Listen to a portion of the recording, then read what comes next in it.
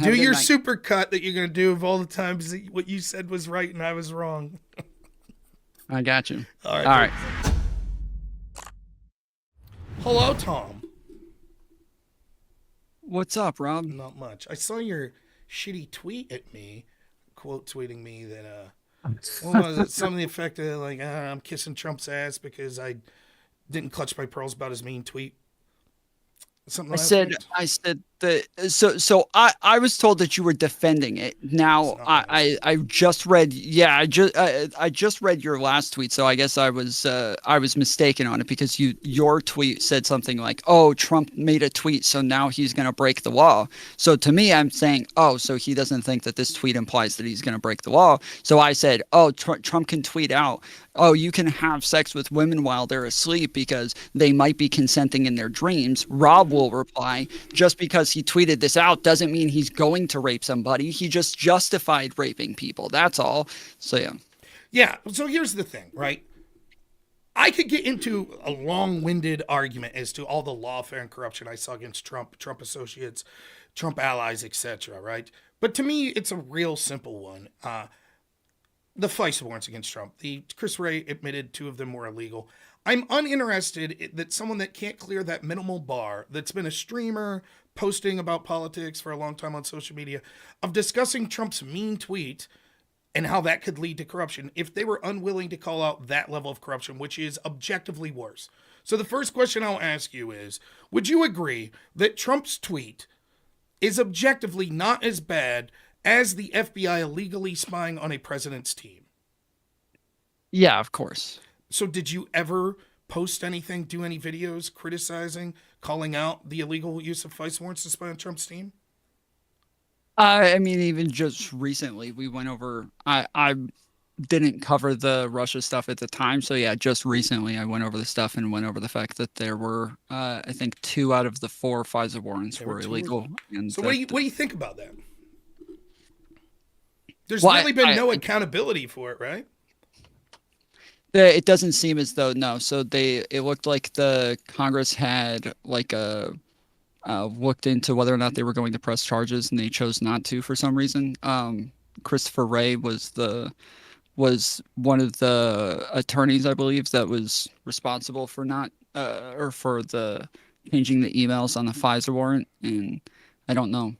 I don't know why they did it. I don't have they because they haven't done investigations. I don't even understand what the fuck was going through that guy's head doing that shit. But which guy? I mean, if I could Changing just the real quick, if I could just changing the emails to lie on but what that's not the only actually reason, happened. right? Okay, but beyond that, James Comey himself admitted had he known what he knows now, he wouldn't have signed any of them. And you understand that the IG Horowitz said that wasn't even the worst part. The worst part was they never even attempted to get verification from the primary subsource one, who was suspected Russian spy Igor Dashchenko, the actual Russia collusion that did occur, Hillary's team talking to a suspected Russian spy. And so they got the first 2 warrants without that. And then they finally contact Igor Dashchenko before the 3rd warrant, and they say, hey, this is what we're hearing from Christopher Steele. What have you got to say? And they talked to him, and then the FBI told the FISA court, we talked to him and we believe he was telling the truth. You know what they left out? What he basically told them was, oh, well, that was just all rumors and beer talk. I can't confirm any of this. Well, They left that part. They left that He part didn't out. even say that. Hold They- on. Literally his document, the Steele report, literally says at the beginning of it that these are all unverified claims. And But that, it's like, one thing. It's all, one thing to say I haven't been able to verify it, right? Because let's say you tell me, Rob, I got the fucking gold Charizard card. It's worth $1 million, and I file. I submit to a newspaper. Hey, I can't verify this, but that's one level of this is an unverified claim. A second level is, oh, then we went and talked to Tom, and he said, yeah, actually, that's bullshit. And you don't tell the FISA court, I already said it was unverified. You see the difference? That's why the IG, even when he did, it's amazing. If you go back and you watch his 4-hour congressional testimony where he's like, because they're talking about Kevin Kleinsmith. They didn't even use his name yet. He's like, we did recommend one person for prosecution. That's Kevin Kleinsmith. But he's like, that's not the most shocking part. The most shocking part is that they talked to the primary subsource who basically said, yeah, this is all just rumors. I don't know any of this to be true. And they said, yep, we talked to him and we believe what he said. So the impression the FISA court got was, oh, they did verify this. They went to this guy, said, can you verify this? And they said, yep, he told the truth. That's fucked up. That happened. Everybody that's remotely looked into this knows it, in addition to the Kevin Kleinsmith shit. And I haven't heard fucking anyone. I haven't heard anyone. I'm glad you looked into. I'll take your word for it, though. At this point, maybe I should stop taking people's word for shit. But I'll take your word for it. I'll give you the benefit of the doubt. I've never seen you Photoshop something like that or anything. So, but you understand, like from my perspective, how that's difficult a difficult pill to swallow. Like we lived through that. We saw that. If Trump, like, just be honest with me. If you were to find out that Trump contacts China or Russia, a spy from one of those places, and he concocts this plan to get a dossier made where it's fucking all this innuendo about his political opponents, Chuck Schumer and fucking Pete Buttigieg and, Kamala, whoever he thinks might run against him. And then his FBI uses that, never verifies it, uses it to get a FISA warrant. Your head would fucking explode, wouldn't it? Yeah, sure. That happened. And there's no repercussions. And now the same people that have been like Pisco said, well, it's regrettable. That's what he said. It's regrettable. Yeah, they got rid of Comey. What do you want him to do? Kleinsmith's not there. That's fine. It's regrettable. I'm supposed to listen to him fucking scream about Trump's mean tweet? And now I'm telling you, well, I shouldn't even tell you this, but you've already seen what I said. I don't like Trump's fucking tweet at all. And I certainly think that Trump, there are levels of this shit. There's levels of violating the Constitution. Ignoring a restraining order for 10 days is one thing. Like spying on your fucking opponents using Russian disinformation that wasn't verified, that's a whole nother level. Extrajudicially killing an American, that would be something fucked up, right? So there's clearly, everyone would agree there's levels of it. I don't particularly think that what Trump's accused of doing right now is insanely unforgivable or anything like that. But it could become that. It could. And I would call it out if I see it getting like so fucked up that it's like beyond the pale, like getting FISA warrants that they know is bullshit to spy against their opponents. I would absolutely call that out. But if Pisco or Connor or any of those people in that panel today are like, Rob, you have to call this out, I'm going to say, go fuck yourself. I don't owe you anything. I guess, like, I understand the principle. I do. But I also know that, like, when you ask me, like, hey, Tom, like, you didn't like, how do you feel about Biden pardoning his son? I didn't say, like, well, before I can answer that, do you have any tweets that condemn Trump for pardoning his family members or all of his friends and giving all of these, deeds to them? But you could well have said that. I could have, but I'm saying, like, but the difference is that you could clearly see that our narrative was controlled by one side. And they are desperately trying to control the narrative again. And I have no interest in giving them that benefit of the doubt. None. So you have every right to say, unless you show me that you are willing to call out corruption on your side, I'm not going to have a conversation with corruption. You absolutely have that right to do that.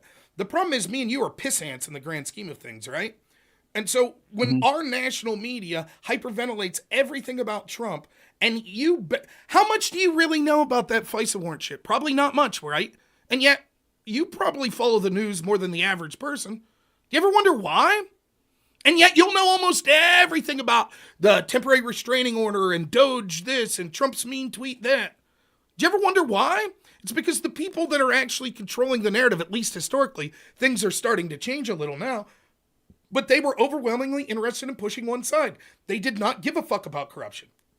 And I'm not going to go back to that world. I've dealt with it you have to understand from my perspective, how many panels do you think I've been on? How many fucking debates do you think I've done since like 2019? Almost all of them are ran by left-wingers. Almost all of the topics are shit that they want to talk about. And so when I'm debating these people over and over, and they're like, don't agree with that. Well, right. You don't agree with that? I don't think that that's true. No, I like you and I had a conversation the last time we had a conversation where we were talking about the fake elector scheme, and I felt like that was something that just was not covered whatsoever. Oh, yeah, but after God, you and I had we had a long conversation. That's absurd. I felt like it wasn't covered at all. And then on top of that, you and I, while we were there, I said like, there were numerous laws that he broke, and you said, name one law that he broke, and I thought, really? And so we went over 2 different laws that he broke in in Georgia law by getting the electors to pretend to be officers of the law. And I'm thinking, my question is whether or not that is nobody ever covered. That's not nobody true. ever talked about this. So here's the thing. It was just kind of left. That's not true, right? And I could articulate why. How many debates do you think that I had on that? I have no idea. Had a 5-hour debate with Destiny about electors on January 6th. Had hours of debates with Pisco. Hours of debates with Destiny. I talked about the elector shit all the time. In fact, if we run back the story, right? I had a 5-hour debate with January 6th with Destiny, right? I say the next day or that night, I don't know which it was, I was like, that's it, man. Because the left going into this election, all you guys wanted to talk about was January 6th, January 6th, January 6th, January 6th, January 6th. I understood why strategically you couldn't run on the human vegetables failed fucking policies or Kamala Harris's record or her fucking strategy going forward. So you had to make it about corruption. Let me finish, right? As you said, we're ants in you the might say game, the media, there were certainly those in the media that tried to push.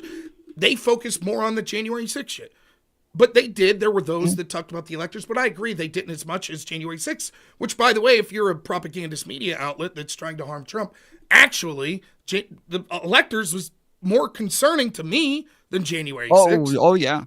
By a long shot. January 6th was just like a microcosm of the fake elector scheme. So it was just it was just part of it. Draw that. Well, because Trump kept saying that. I am saying because they kept saying that the governors weren't going to do their part, the congressmen weren't doing their part, Pence wasn't doing his part. They were letting the country down. They were letting everybody down. To where all of these people, when they're charging the Capitol, they're chanting things like "Hang Mike Pence" and "Stop the Steal" because they believe that now Mike Pence and all of these congressmen, even Republicans, are in on it because of a lot of the rhetoric that was around them not helping with the fake electors. It had nothing to do with the fake electors. The average person didn't know. So you're telling me that the average person didn't know about fake electors on the news, but all the January 6th people did. No, the reality is the majority of the people January 6th just thought there was corruption, and there were people like Kemp in Georgia that were refusing to investigate it. They didn't know that he just gave a 3-hour speech about it right before. But most people were just like, there's corruption. They won't allow us to investigate it, including some Republicans. Sure. That's what, if you were there with a microphone January 6th, that's the vast majority. Sure, there would have been some people that would have said, oh, electors, blah, blah, blah, but that was the vast majority of what was going on. There's more going on January 6th. I'm not going to relitigate with you, but I'm sure we'll find out that there's far more to that story. If we ever get to the truth, we'd find out that there's far more, which I'm sure that you would fucking shill for once we find out that actually they wanted it to become a riot.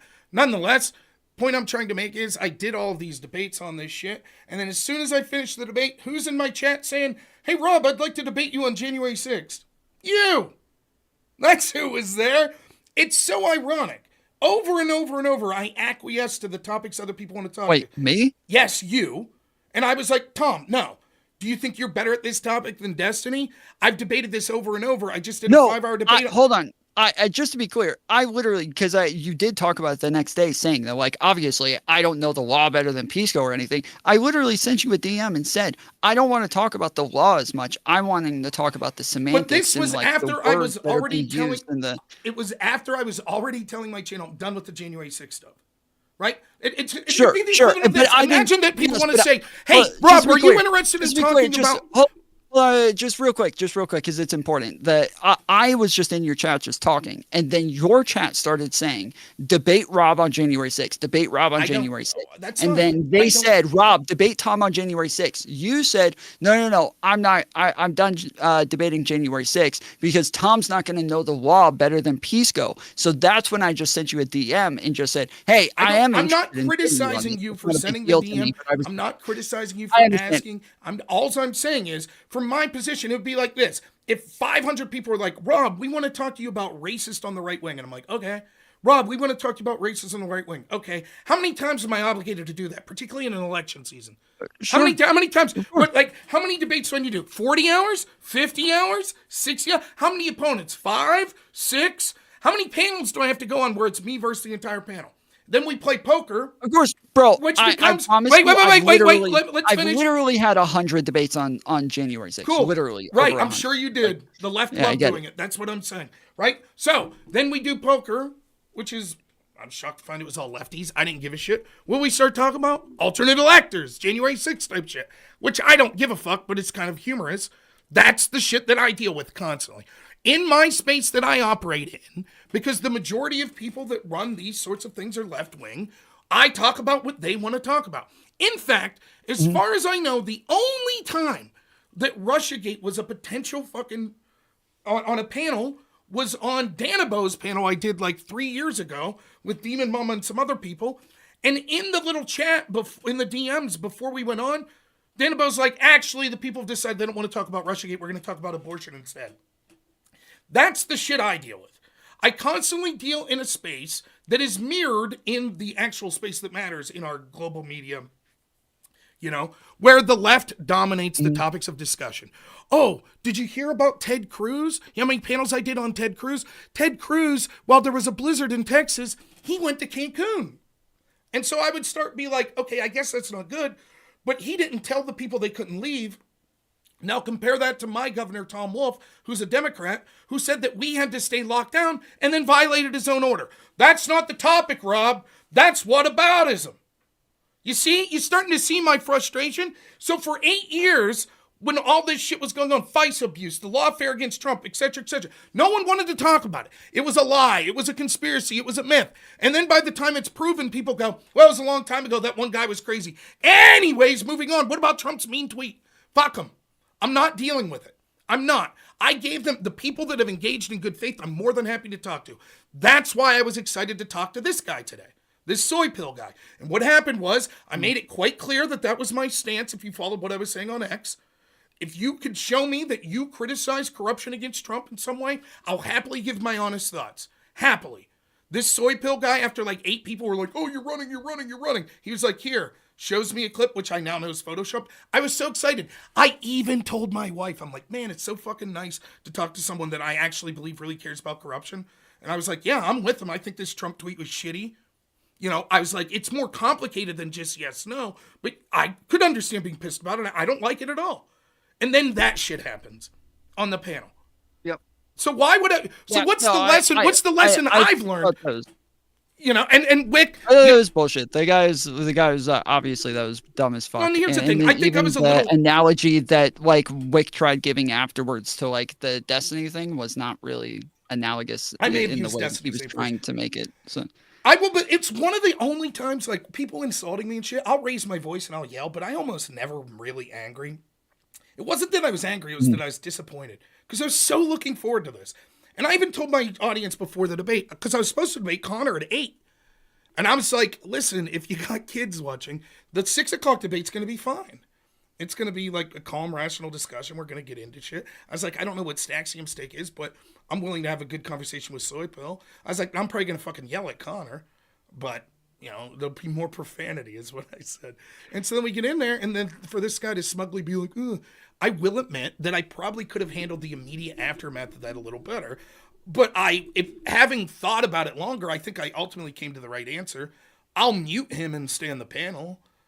And true. And that's it. And if that doesn't work for Wick, I can understand him being like, well, then we're gonna have to let you go because it's almost impossible. No, I understand you leaving. I understand you leaving because once you have like even if I don't agree with the stipulations, because like I said, like I don't ever set those stipulations, and I do feel like not you specifically, but conservatives in general. Lots of times, if I try to have any argument with them, there's always some sort of whataboutism that I end up arguing with them instead, to where I never get to the point that I actually want to argue on. It always goes to that thing. What's the types of argument? Once you've already set that, once you've already set that stipulation, like if you're already arguing with him at that point, obviously it makes sense for you to leave because you did set the stipulation and he lied about it. But the types of arguments are almost anything. Like if I want to talk about the fake elector scheme, for example, that's one thing to where lots of times it immediately goes to whether or not the election was stolen from Donald Trump in 2020 and whether or not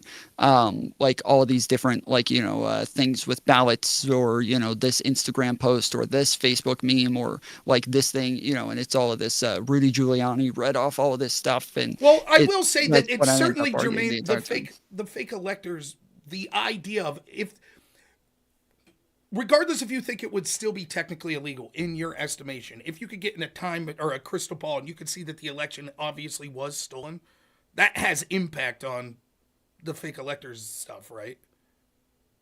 Sure. Yeah. So you could understand someone who truly believes that the election was stolen. If you're like, I want to talk about the fake electors, that they're probably going to say, but the election was stolen. Now, I didn't say that when we talked about it, right? You understand that. So I'm not saying this is what I would say. But if I'm talking to someone that truly believes that the election was stolen, their conversation on fake electors is going to be, but the election was stolen. And so you're going to be forced to argue, well, no, it wasn't. I don't think that's necessarily them being unethical or anything. You might be like, you're a fucking idiot. It wasn't stolen. No, I The don't vote think it's machines- unethical. But that's what I'm saying. So No, I don't think it's that's not a unethical, yeah. whataboutism because it's germane to the topic. You see what I mean? That's different than Well, a whataboutism would be, well, okay, fake electors, but it's okay because Democrats want fake electors. So it's okay. Right. Well, that is, yes, it ends up being like the justification for him to do it to where they're like, I don't know if he did it, but even if he did, I don't care because the election had already been stolen from him before that. And to where, yes, like I end up having so to it's argue right. this thing to where I never get to like argue that thing. And even by the time every single time they say the election was stolen from Trump.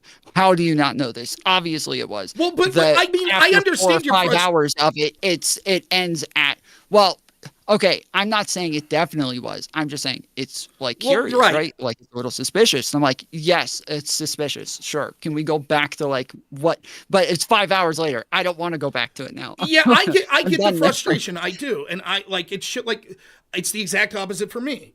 Right? Where I'll be like, let's talk about the FISA warrants. But Trump is guilty. He's shitty. Right, but even if that's the case, you can't get illegal FISA warrants. Yeah, but he's the scummiest. And you're like, I get it. Like how that's germane to their argument. So I understand what you're saying. But nonetheless, I think that it's overwhelming on this space with the people that we've dealt with that it has a left-wing tinge to it. And for me, it's like, there's certain things that have happened that like my favorite person to debate was Pisco because I think we match each other's energy when we feel like it. And I enjoy getting deep into the weeds on a certain subject. But for me, the end of like the most disappointing thing with Pisco was this Jabal Bowman thing, which no one gives a fuck. And I understand why. Who gives a fuck about Jabal Bowman pulling a fire alarm? Like, yeah, it's stupid. It's the smallest thing. But that's what made it all the more disappointing with me and Pisco, because not to spare you, and you don't have to believe me. You could say, yeah, whatever, maybe Rob's full of shit.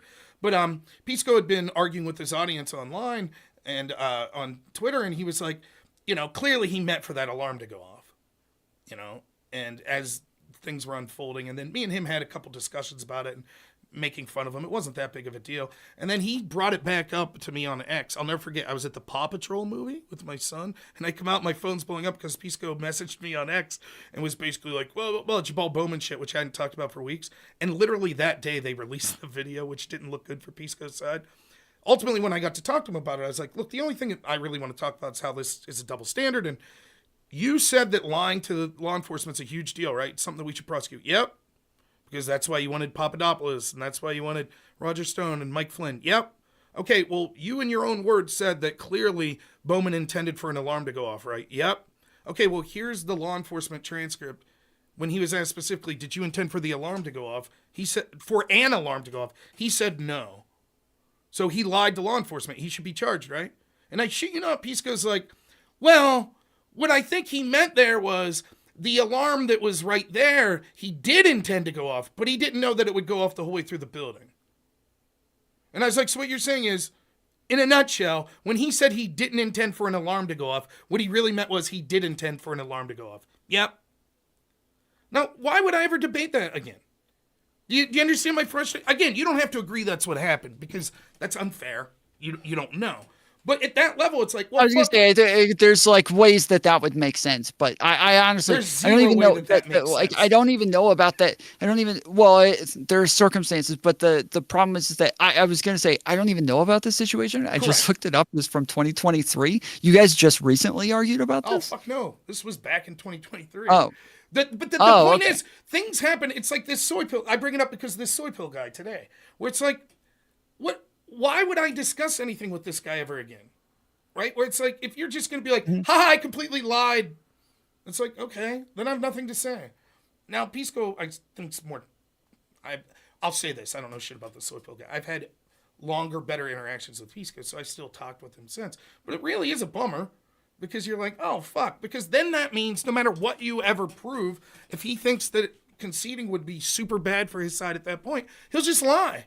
He'll just say, oh, when he says X, he meant Y. And Mhm. he meant the opposite of X when he said X. And it's like, well, that's it. Like, okay.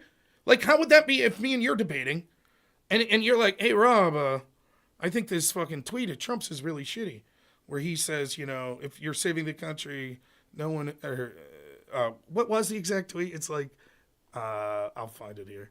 He who saves the country violates no laws. And I was like, oh, no, no.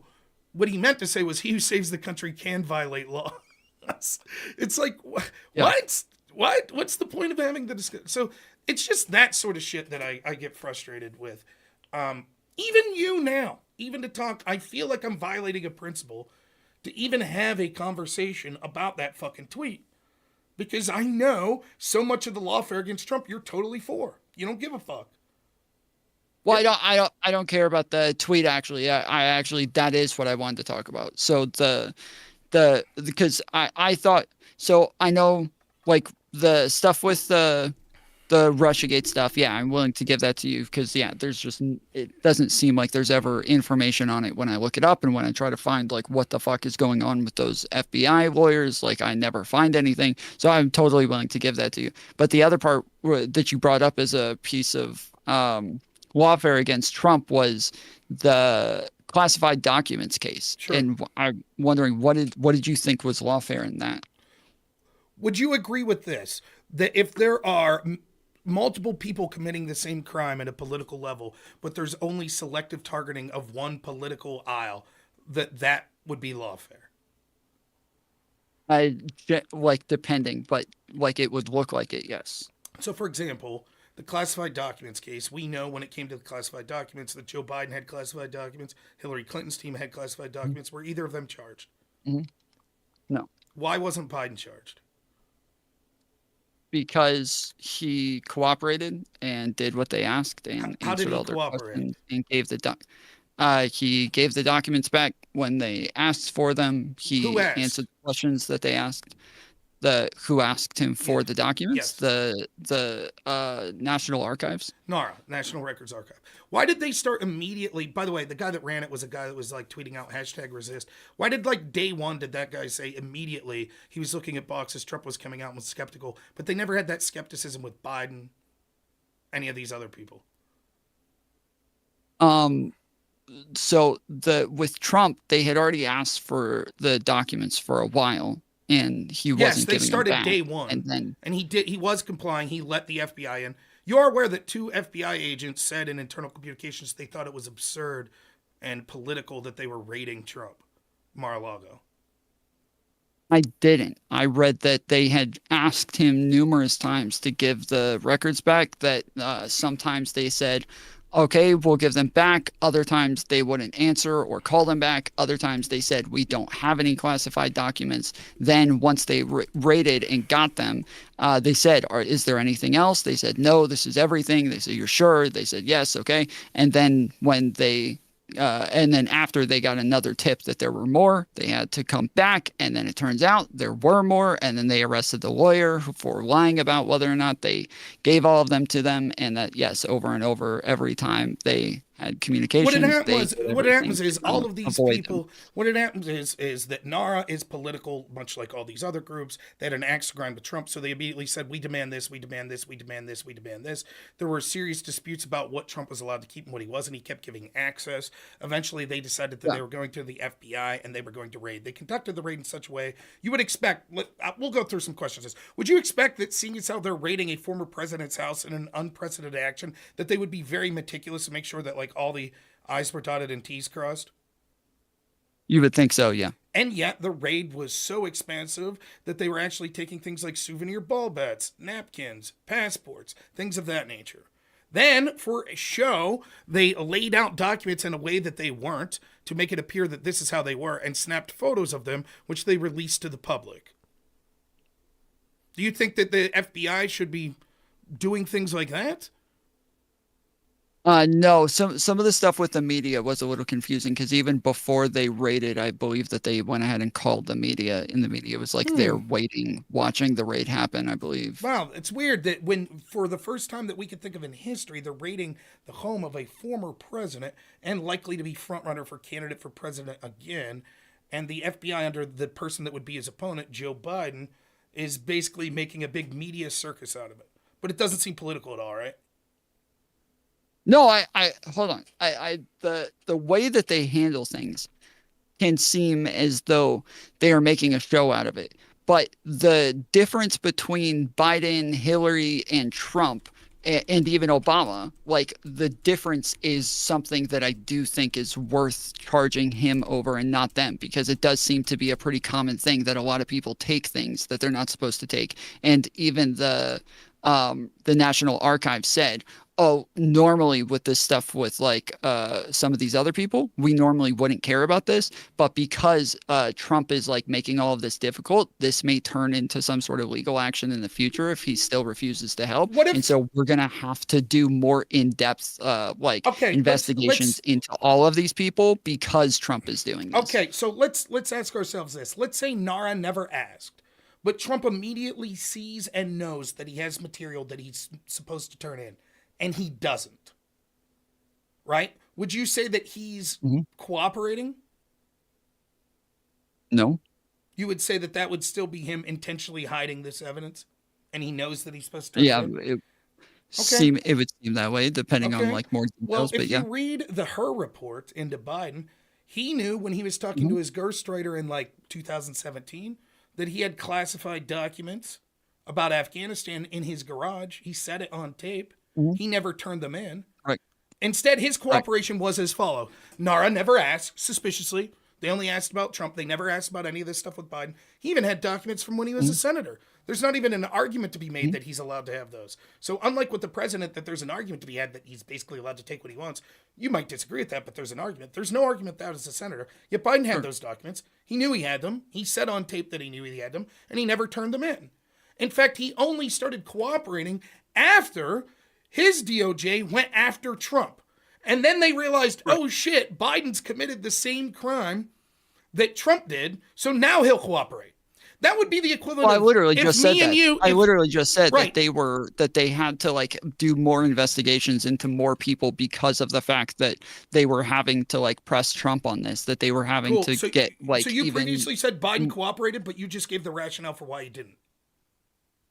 no, wait, what do you mean? You just said, what I just well, said if is Trump that they- knew, if NARA never contacted Trump, but Trump knew he had classified documents and still didn't hand them over, that's not him cooperating. And I said, okay, that's exactly what happened with Biden. He knew for years that he had classified, years earlier that he had classified documents. He never cooperated to hand them in. He only did when it was Hold on, politically that's not the expedient. same thing. But you just said that's not cooperation. You said I didn't know. I thought you were saying if they're asking for them, I and you know you have specifically them, said, but aren't I giving them. specifically said, and NARA never asked for them. Oh, I'm sorry.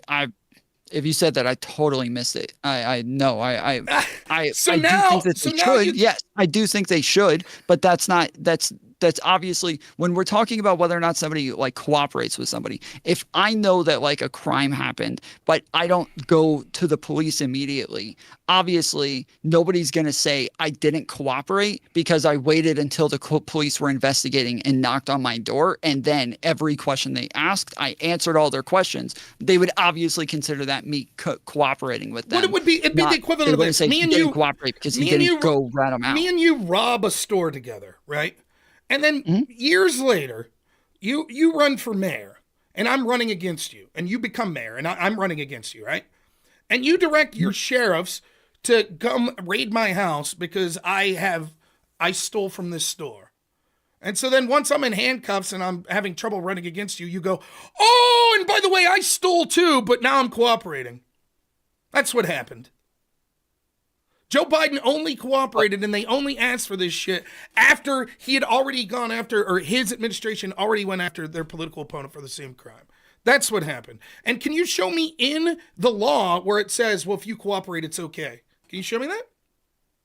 Well, first off, I don't agree that that's the same, because Biden had about 100 documents.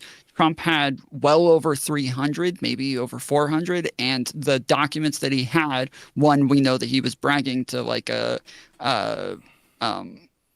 journalist about the fact that he wasn't supposed to have them and that these were top secret. He shouldn't have. That's not what happened. Can you tell me the exact quote? I don't remember the exact quote, but he waved something. They didn't see it. He said, I probably shouldn't show you this. It was something to the equivalent of that, right? Or I'm not supposed to. Yeah, I think he says I'm not supposed to show anybody. Biden, her report said that he not only told his ghostwriter, who didn't have classified clearance, told him that he had classified stuff. He then proceeded, said, this is probably classified, I shouldn't read it, then read it to him. And then, believe it or not, the statute says this is more of a crime. He physically showed him the material. Let him read it. Unlike Trump didn't do that. I thought Trump did show it to him. No, he waved it in the air. He didn't let them read it. He waved it in the air. We don't even know if it actually was classified or if it was just him big manning it. We do know, because he was forced to admit, Biden's ghostwriter, who, by the way, once he found out that there was an investigation, you know what he did? Deleted all of his tapes. Oh, but he didn't get charged with that. That wasn't obstruction, right? But then when he was forced to recover summons, trust me, bro, I recovered them all. Yeah, we could see in the transcript that Biden was basically like, this is probably classified, I shouldn't read it to you, read it to him, then gave it to him. So actually what Biden did was worse. Now, the next thing you said that was worse with Trump, report, the worst they say it isn't. They literally no, that's not. Her can say what he wants. In that specific instance of that defense that you're giving, that's worse. He is the one who investigated it. So yes, I don't give a shit. I don't give a shit. In this specific incident, you just said Trump showed people. I just gave you an example of Biden showing people worse. Now, the next example that you gave. And by the way, my whole argument is there's a double standard on these investigators. So your answer is going to be even though your own logic shows that you're wrong, that it was worse for Biden in this instance than Trump. Yeah, but the investigators said that it wasn't. Right, I'm saying there's a double standard with the investigators. Next, your next argument was, well, the volume of it. Trump had 300, Biden only had 100. That may be true, but the volume's sort of irrelevant. The question would be, is there a potential legal case that could be made that Trump was allowed to have his documents? Yes or no? There is a legal argument that he could possibly have them if they were declassified. How about Biden? Yeah. Is there a potential legal case for all of his documents?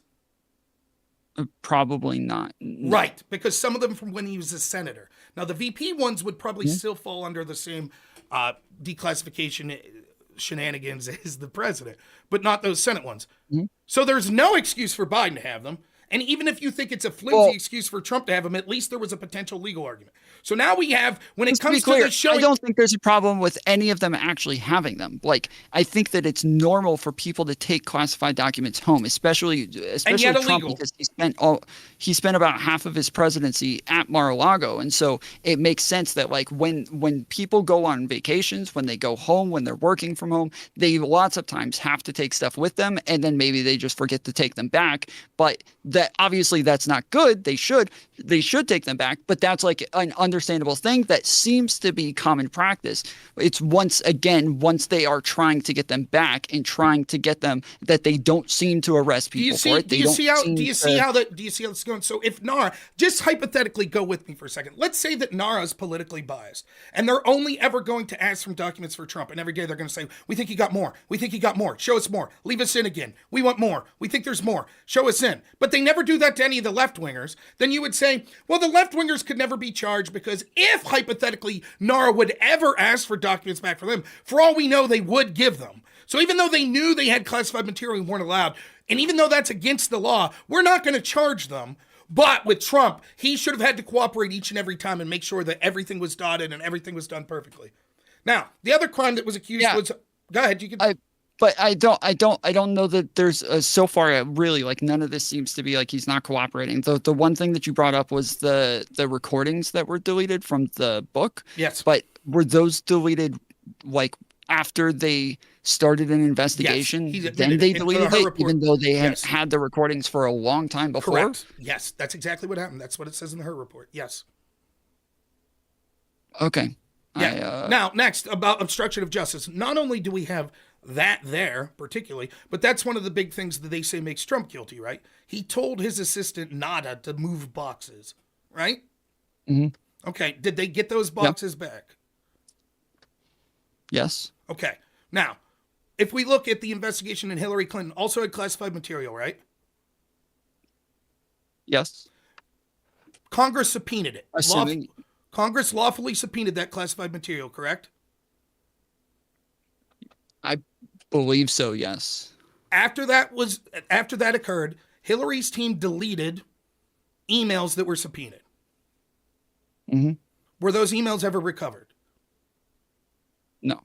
Were they charged with obstruction of justice? No. Care to explain? The same thing.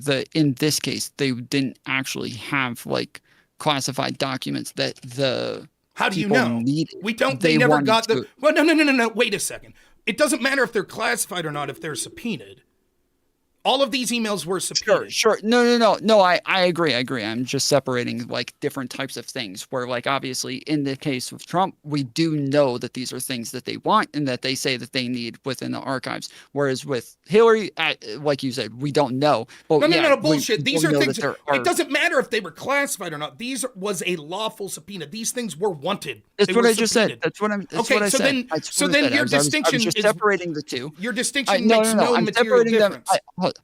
No, it does. I'm separating them as far as like the investigations go. But yes, as far as like the subpoena goes, yes, obviously they need them for the subpoena. Okay, so in one hand, they subpoenaed documents with Trump. They didn't get them when they wanted. They're accused of being moved but not destroyed, but they eventually get them. In Hillary's case, they subpoena them. They are physically destroyed and never recovered. One guy's charged with obstruction of justice. One team's charged with obstruction. The other team isn't. Can you explain why? No, I cannot explain. Okay. So then maybe when you're questioning if lawfare occurs or not, maybe you should do a little more digging into this stuff.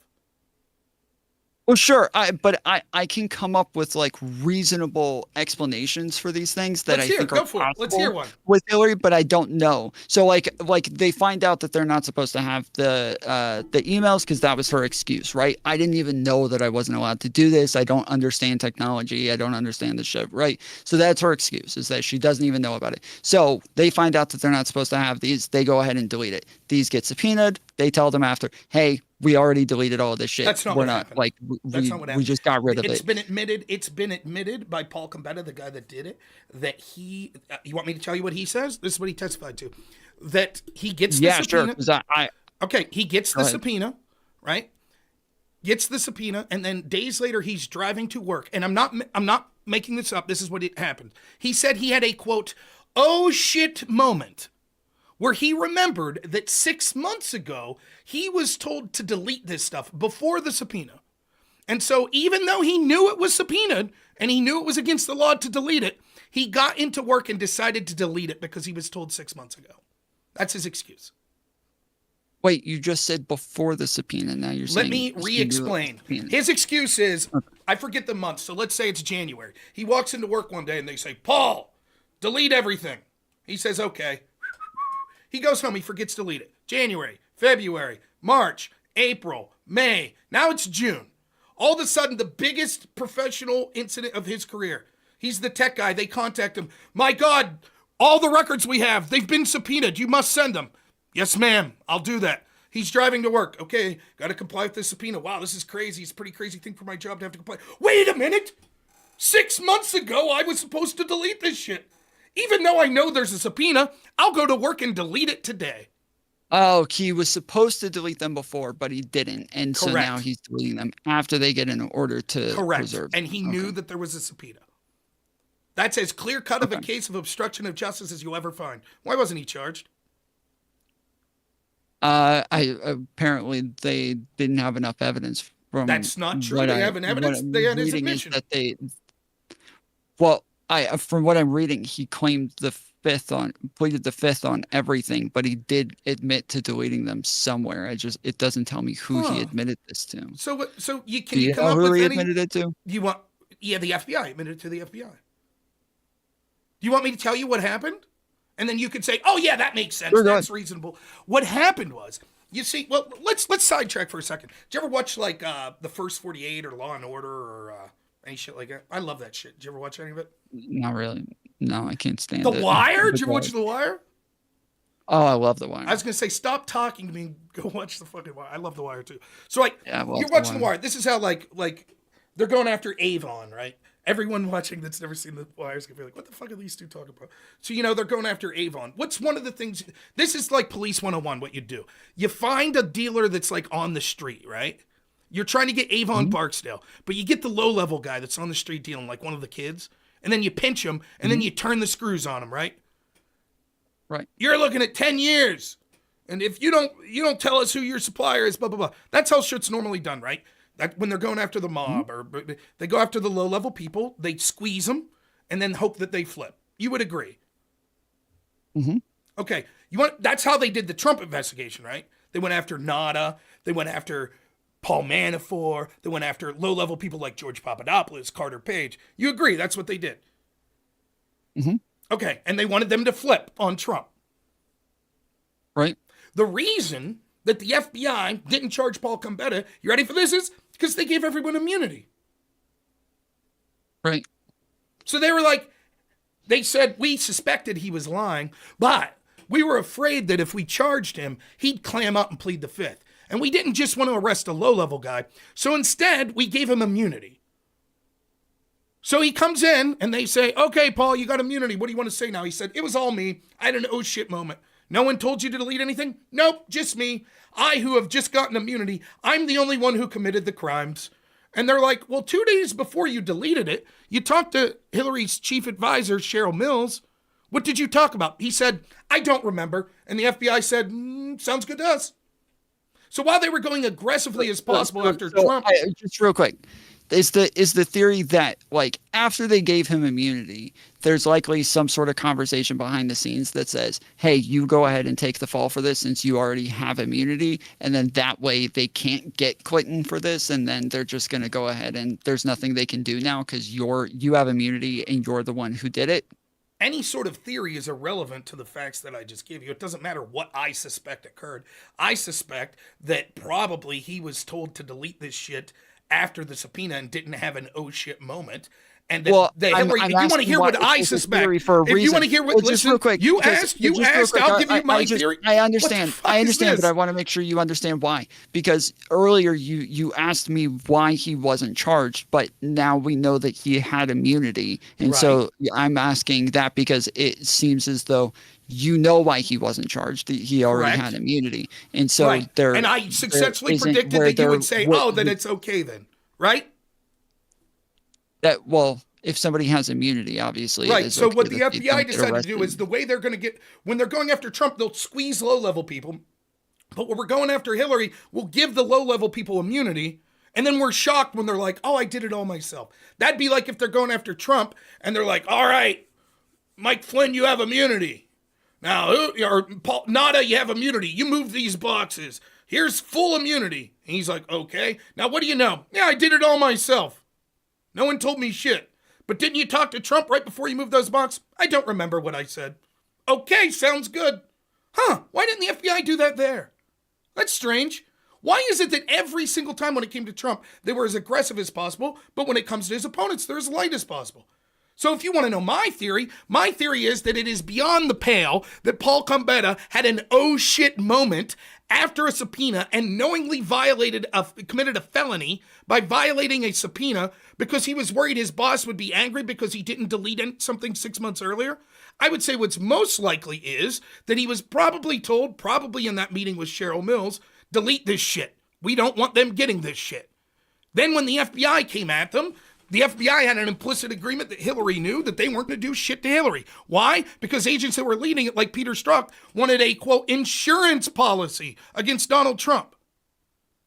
So they wouldn't even have to coordinate after the fact. They were just like, don't worry, Paul, you're not going to get in shit. Don't worry, you know you won't. Then they came to Paul and said, yeah, you got immunity. And Paul's like, yeah, I did it all myself then. I'm not getting in any trouble. Yeah, thanks so much. The difference between Gambetta and like Manafort or any of these other people is that those people were pretty sure and had a pretty strong hunch that they were complicit in some sort of crime and in some sort of cover-up. Whereas with this guy, he is just a tech. So it did make sense for them to give him immunity. What the fuck are you talking about? What are you talking about? So first off, they already knew that he lied. You're talking about like actual government operatives versus a fucking tech who works. That's bullshit. Paul Gambetta had access to more classified information and shit like that than George Papadopoulos would have had access to shit. Yet they threw the fucking book at him, didn't they? Or Carter Page, that they got FISA warrants to spy on. So now your argument is, well, Paul Manafort's high level. No, we're not the people that we were comparing, though. We were comparing people like Manafort to people like Gambetta. And you're saying they're squeezing Trump's people, but they're not squeezing her people. Let me dispense. When I'm talking about squeezing people, I'm not talking about Manafort. I'm talking about Papadopoulos and Carter Page. Okay, now? What's your excuse now? I don't have a right. You don't have a rationale. You'll have to look up and see what the Democrats said why it was okay. That's wait, but that still aligns with the idea that you're saying they're going softer on people like Gambetta and Carter Page, and I'm saying that like yes, but when it comes to like squeezing people and like actually not giving them immunity, but instead charging them to try to get them to rat on the top. Okay, first off, that doesn't like I don't. You need to be quiet. I think that I don't know if your bias is so ridiculous that you're twisting yourself in pretzels here, or if you just don't understand what I'm saying. Would you say that Carter Page, Papadopoulos, and Gambetta are on similar scales of small fish? No. Okay, who's higher? Obviously, Carter Page. And what was Carter Page's role? What were their rules? Go ahead. I think Carter Page was in the FBI. I think he was an attorney for the FBI. No, I don't think that's the case. I think they were low-level staffers on Trump's team. There were no names. Sorry. I'm getting Carter Page mixed up with somebody else then. Carter Page, you might... Thank you, Nate G. Carter Page, you might remember... He was the guy that helped the CIA bust Russians that then Kevin Kleinsmith, the FBI lawyer, lied about to get a FISA warrant against Trump. That guy? Okay. So will you admit that they're similarly low level? I thought he was the one who, because there was obviously an FBI attorney who wrote the FISA warrant, who changed the emails, and for some reason, Kevin Klein's. That's who I'm. Okay, that's Carter who I'm. Page, no, Carter Page is the guy that the FISA warrant was directed at. Low level Trump guy, staffer. Same with Papadopoulos. So will you agree now that they're all similarly low level? Yeah, sure. Okay. In some way, I guess like being a staffer is different than being a tech person. It's different, but they're small fish. But yeah. They're small fish. Okay. So when it came to Papadopoulos, they threw the book at him. The crime they got him for was lying, which was basically misremembering a date. Right? He got a date wrong. Now the FBI admits that they knew that Paul Gambetta was lying to them, but they didn't charge him. Instead, they gave him immunity, but they gave Papadopoulos jail time. With Carter Page, they never gave jail time, but boy, they tried. They got 4 FISA warrants claiming that he was a spy for Russia to investigate his entire life. They didn't do that to Paul Gambetta. They didn't subpoena his records to see what his communications were when he decided to delete this shit. Why? I don't know, but again, yeah, I do think that I don't think that they are evenly low level. I think that when we're talking about a tech, let's assume they're not. Let's assume the tech guy's a 1 out of 10. Let's assume they're not. This is such a bullshit excuse. They already have information. No, hold on. They already have information on these people that makes them believe that they are complicit in a crime before they're doing this. Whereas with Paul Gambetta, they don't have any information on him. That's absolute bullshit. What did they have on Gambetta that made them think that? Did they know that a crime had been? Did they give him immunity? Did they know that a crime had been committed when they talked to Gambetta? Yes, but not that the emails had been deleted. They did know that. Yes, they exactly knew that, which is why they were talking to Gambetta. They absolutely knew at that point that the crime of deleting the subpoenaed emails had been committed. They also knew that there was only 2 or 3 tech people that possibly could have done it. They also, when they interviewed, they knew that he was acting fishy and said the agents that interviewed him said they were quite certain he was lying, which is also a crime. Okay. Yeah, I'll have to take your word for it. I might have to refresh on this because this is a long time ago. So yeah, I will take your word for it. But all of this is it's all just sort of like, well, wait a minute, maybe there's a little level in a little difference in the level of the authority they had, or maybe like it's just all. Anyone who's remotely objectively looking at this could see the bullshit. You can see it. Well, no, just to be clear, I do think that there was just a lot of weird shit that went on with the shit. With the Russiagate, because yeah, like we talked about the fact that none of the people who wrote the illegal FISA warrants, none of them were charged or arrested. The fact that there were a bunch of people who were giving like the whole like tarmac meeting with Clinton was weird as fuck. What was that, Comey at the time who was doing that? Like there was just a bunch of weird shit that yes, it's all like it all seems like there's something else that could have been going on, and for some reason we don't have a lot of information on it. Yeah, well, I think that it's clear. You asked me evidence of double standards in lawfare. I think it's blatant to see when it came to specifically those things, the obstruction of justice, mishandling of classified documents. That's what you asked me about. I think I provided it. You're forced to be like, I have to look into it more.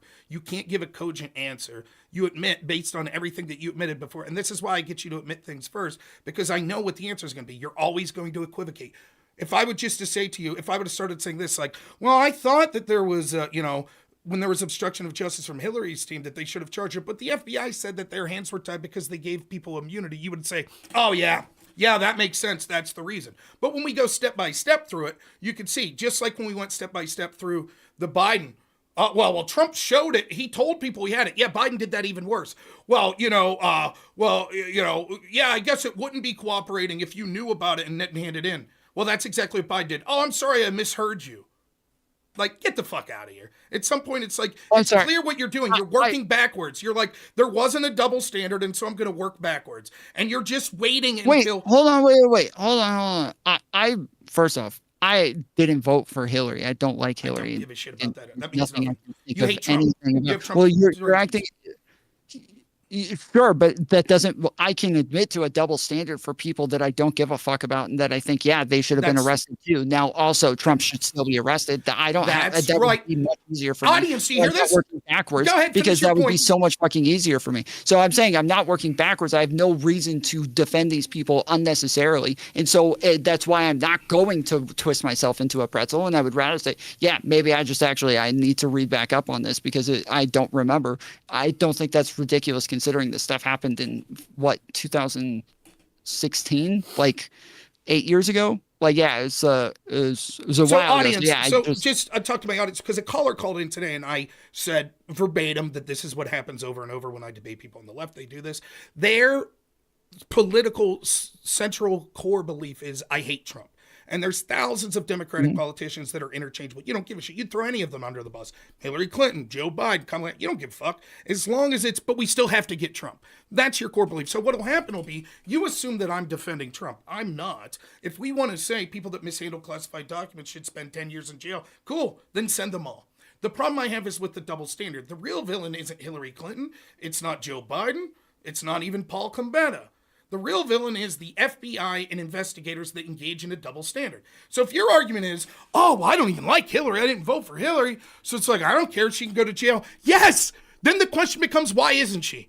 Why are you continuing to support an FBI that engaged in that double standard? Well, I don't know that I am. Comey is gone. That's not the same FBI. What were the consequences that they suffered? FBI. He's replaced by another guy, Ray, that feels the same way? Yeah, none. Right. I mean, if the shoe was on the other foot, you would be going apoplectic. Imagine that Kash Patel gets in there, right? And he appoints like some agent that starts investigating based on a fraudulent fucking FISA warrant that's bullshit, that's sourced by a Russian spy. He starts investigating prominent Democrats. And he's tweeting to his lover, or he's texting his lover, we need an insurance policy to stop these Democrats. Then all of this shit that we're talking about occurs, except it's on the other side. You and the Democrat, it would be the biggest story in this country for decades. That's all we would hear about. But when it's the opposite way, it's like, well, that was a long time ago. Time to move on. Anyways, what about Trump's tweet? What about the fact that this TRO, he violated it for 10 days and froze funding? What about that? Oh my God, he fired those guys and he didn't give 30 days notice. Holy shit. Fuck you, I don't care. Well, I'm sorry, but that's not the. I don't care. But the problem is that yes, like you can do the same as well. Is instead of like arguing the double standard, you can start off by saying, well, yeah, Trump obviously he was hiding these things. He wasn't cooperating. He did seem like he was trying to do something wild with the fucking documents by over and over, just kind of obfuscating everything that they were trying to do with him. And so, yeah, like fine, they can like they. You don't have any clue. You get that from. Why would they do that if they didn't do this? But I don't have any like I didn't even follow politics back then, and I didn't give a fuck about like Hillary or Trump at the time, and I didn't have like any sort of position. So the whole thing for me, I whether or not I like agree with you on that, you're more than capable of doing literally the same thing, but you're saying, oh well, I'm not overly defensive of Trump, yet you are going through all of the steps to just defend Trump instead of making the same concession. I'm not defending Trump. I'm pointing out the double standard of the investigators. Would you say this? Would you say that 90% of people in prominent positions in Washington have mishandled classified documents? Yes. Okay. Most likely. So what if the FBI just decides tomorrow, forget about cooperation, that shit. They're going to say the law is the law. They have every right to arrest the people that have done that, correct? And what if they decide we're just going to arrest all Republicans? You're okay with that, right? And when I say, wait a minute. No. Wait a minute. Why wouldn't you be? Oh, so you're defending Republicans. Why are you defending these criminal Republicans? Well, no, I agree with you that the standard is what matters, though. I agree that, like, that is what matters. Like, whether or not they arrest people, when they arrest people, like, the law is the law, sure, that is the thing that, like, that it exists. But, like, what the precedent is on how they, like, enforce that law, that is the thing that matters. Like, I totally agree on that. Yeah, but, well, yeah, so right. And what we're talking about is it's clear when it came to Trump's opponents, they did everything possible to be as light as possible. The head FBI Washington office, Steve D'Antonio, was against the raid of Mar-a-Lago. He thought that there was cooperation. There were other avenues that could have been taken, but they went against his wishes and went ahead and raided Mar-a-Lago. You have no clue. If it's true that they're engaged in a double standard, how do you know what the cooperation efforts were? You're just taking their word for it, right? What's his name? Steve D'Antonio. D'Antauno. D apostrophe, actually, A. Okay.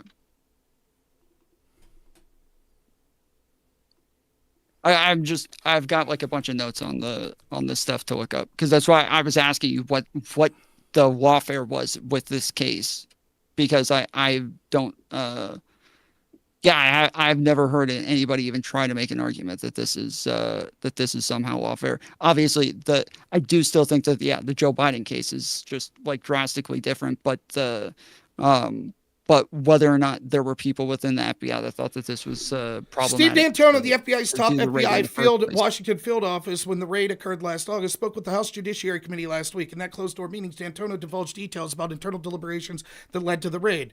Quote, there was consternation from both sides, D'Antona told lawmakers.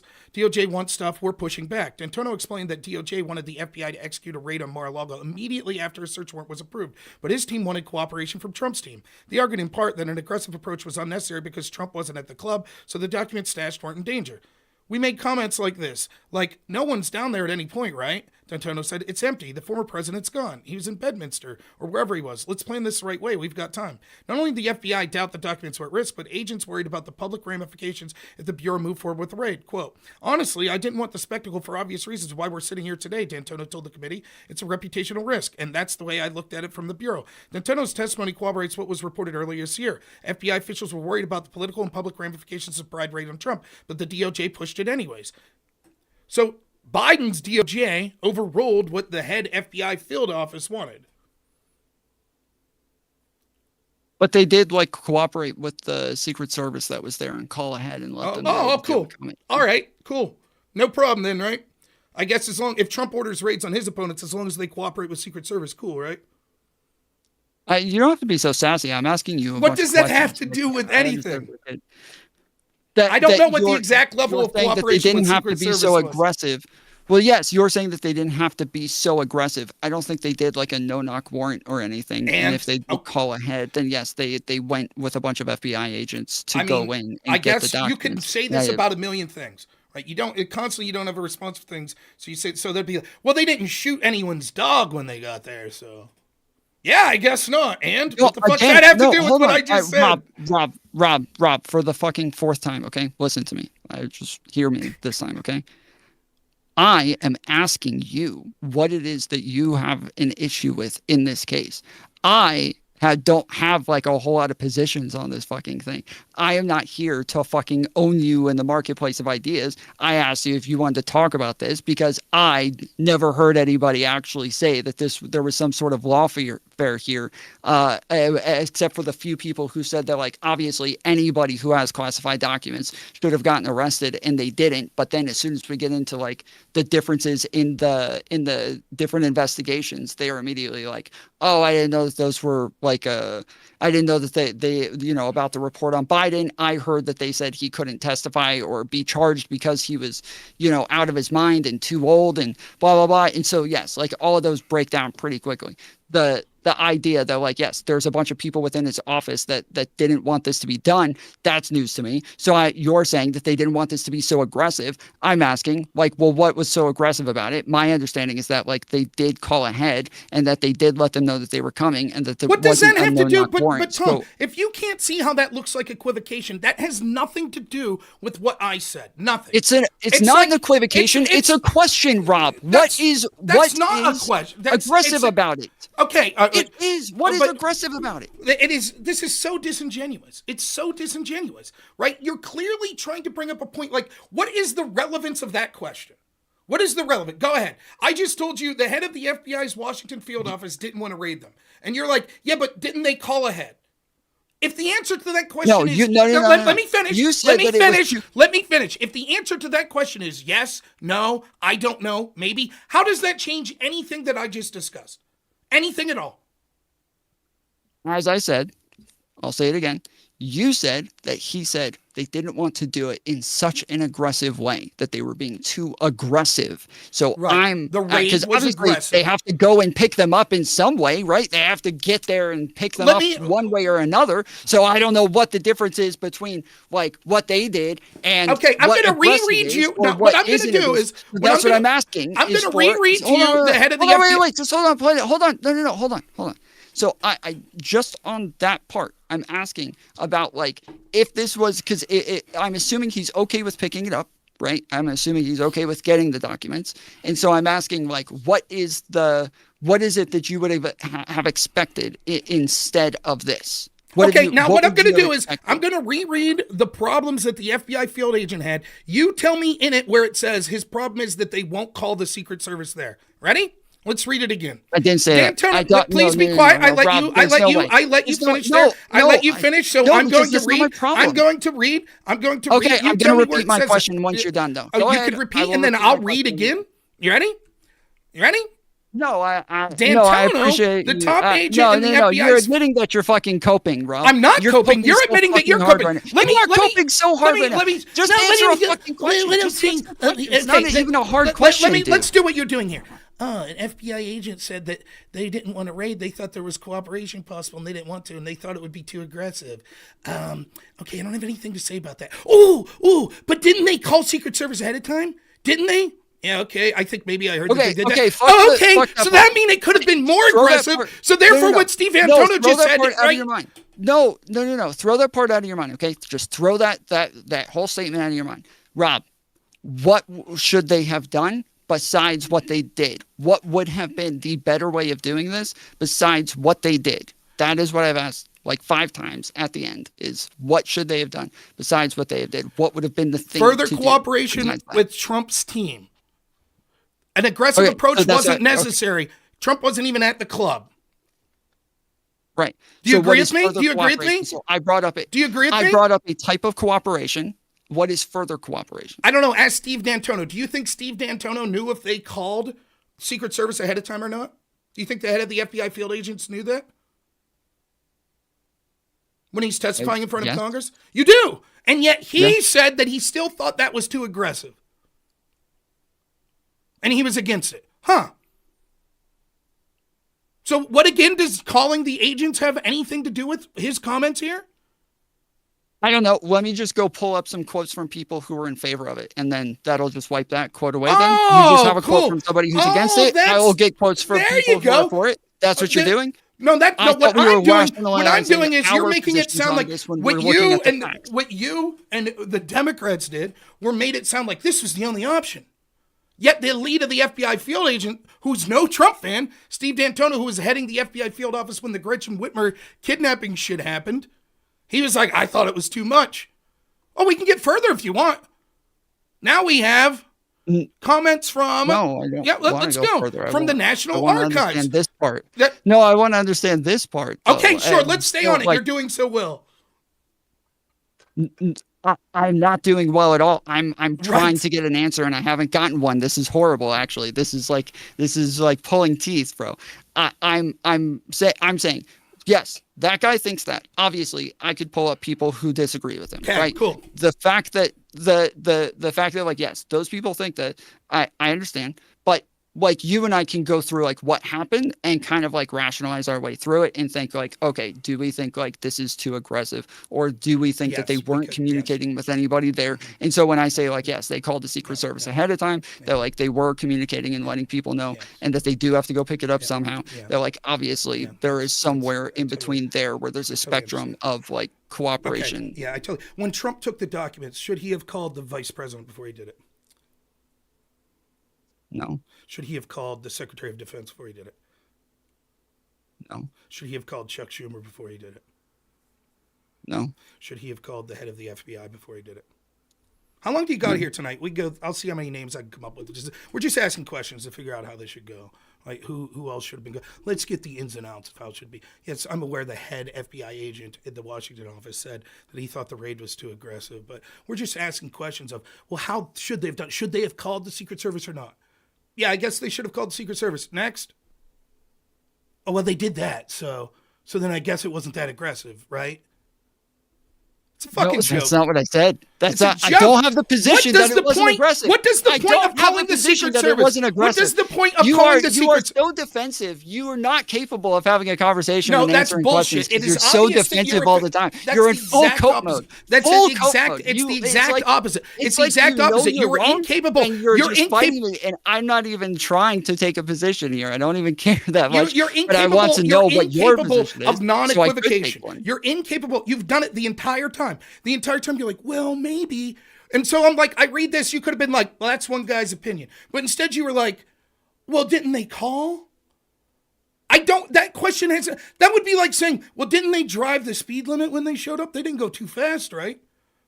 Okay. you just read people's opinions and you just take it as God's word. No, I want what to I take understand it- their opinions because I know that there's tons of people that disagreed with them within the FBI. You know, there's tons of people within the FBI that disagreed with them. You know that the DOJ decided to go ahead and raid anyways. So obviously there is some logic there that says that they should do it. Maybe the logic is Trump is a piece of shit and we hate him and so we just want to fuck with him. Maybe there's some sort of logic that says, well, no, we are cooperating with them. We are calling ahead of time. We are doing the thing that is less aggressive. There's a couple of there's a lot more options than just those. And so I'm wanting to know what is the thought process that makes this the aggressive thing. But you're saying, well, no, one guy said this one thing, so I'm going to go with his one thing and fuck all the other people who said he's a fucking idiot. We're doing the opposite. Show me those people. Show me the people from the FBI that said that.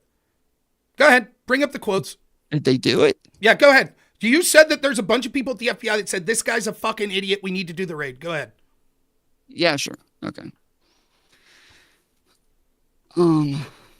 These are going to be people from the FBI, correct? That were involved in the raid that are going to say, yep, we should do it. Well, I don't know if the FBI themselves did. I would assume. But wait, who's it going to be? Because I just told you what they said. That yes, people at Biden's DOJ under Merrick Garland, they overruled the FBI agents and said, no, we should do it. Go ahead. Okay, Let's find the people from the FBI. Go ahead. Okay, so let's say not the FBI then, Merrick Garland. Oh, Merrick Garland okay. Was, so then your argument is the FBI agents that were being consulted were like, we shouldn't do this, but Joe Biden's personal attorney general said, no, go ahead and do it. But you don't see that. You'd be okay with that. So if, for example, the leader of the FBI, if Trump would have, Chris Wray sticks around and Chris Wray says, Mr. President, I don't think we should raid Joe Biden's house. And Pam Bondi said, fuck you, do it. You'd say, perfectly reasonable. People have different opinions, no problem. You wouldn't say, boy, that looks political. It depends on the rationale, Rob. Obviously, it depends on the rationale. It depends on what's happening. It depends on whether or not the people have been cooperating. It depends on whether or not the people have been trying to get in touch with this guy for a really long time and they just won't cooperate. And so eventually they feel like they got to do something to go get those documents back. There's a lot of other factors. It's clear from every part of this conversation. If we go back again to the Paul Combetta deleting this stuff, it's like you're constantly just like, but wait, isn't there a possible reason why this isn't a double standard? And that's fine. I understand why you want to do that. I do. I get why someone who hasn't spoken up about this corruption would want to do that. I totally understand, right? But it's just a bad look. And it's obvious that this is the sort of thing that I'm criticizing. Now, you came in and wanted to ask me, and I gave you the specifics on just these two cases. We can go with the Alvin Bragg case. We can go with the Letitia James case. We can talk about any of them. In almost every instance, people involved at the national law enforcement level have been as aggressive, incredibly hyper-aggressive against Trump and the people connected to him. And those that are opponents of his, they've been very light-handed, we'll say. This isn't just occurring in a vacuum either. We could also see, while things like this are occurring, that the leadership in these institutions are heavily biased against Trump, up to and including the person that was spearheading the mid-year exam Hillary investigation and the Crossfire Hurricane investigation, Peter Strzok, wanting an insurance policy to go against Donald Trump. I could read you some emails that were just released in February from NARA, if you would like here. So this is from... Let's see, make sure I get the times right.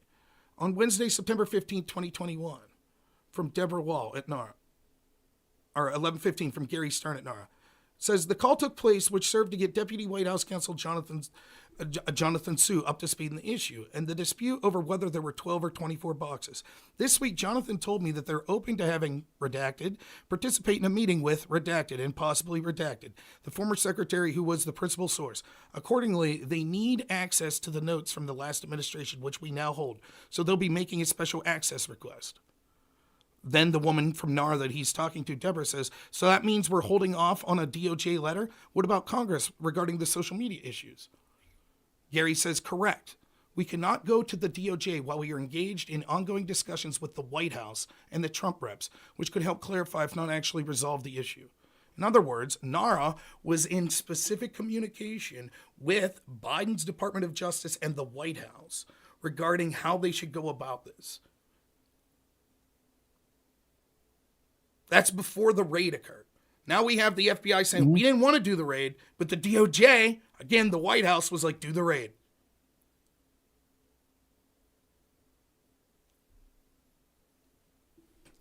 Anyways, Okay. anything else you wanted to talk about? Or No, that is the stuff that I was asking about. I'm what little, do you think? I guess, In the grand scheme of things, I'll just ask you this. You don't have to agree with me. You go research shit. I don't care.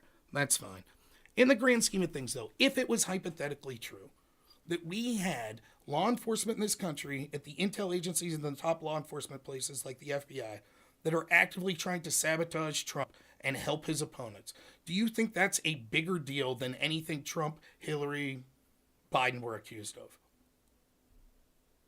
yeah, if there was like an entire coordinated effort, like a bigger deal. I don't know. It's hard to say because in the Fulton County indictments and the things that were in that case, those are like probably some of the worst things I could have imagined any politician ever doing. Like but what? a full-on Just give me the coordinated worst. effort with a ton of people. Give me the worst example of the Fulton.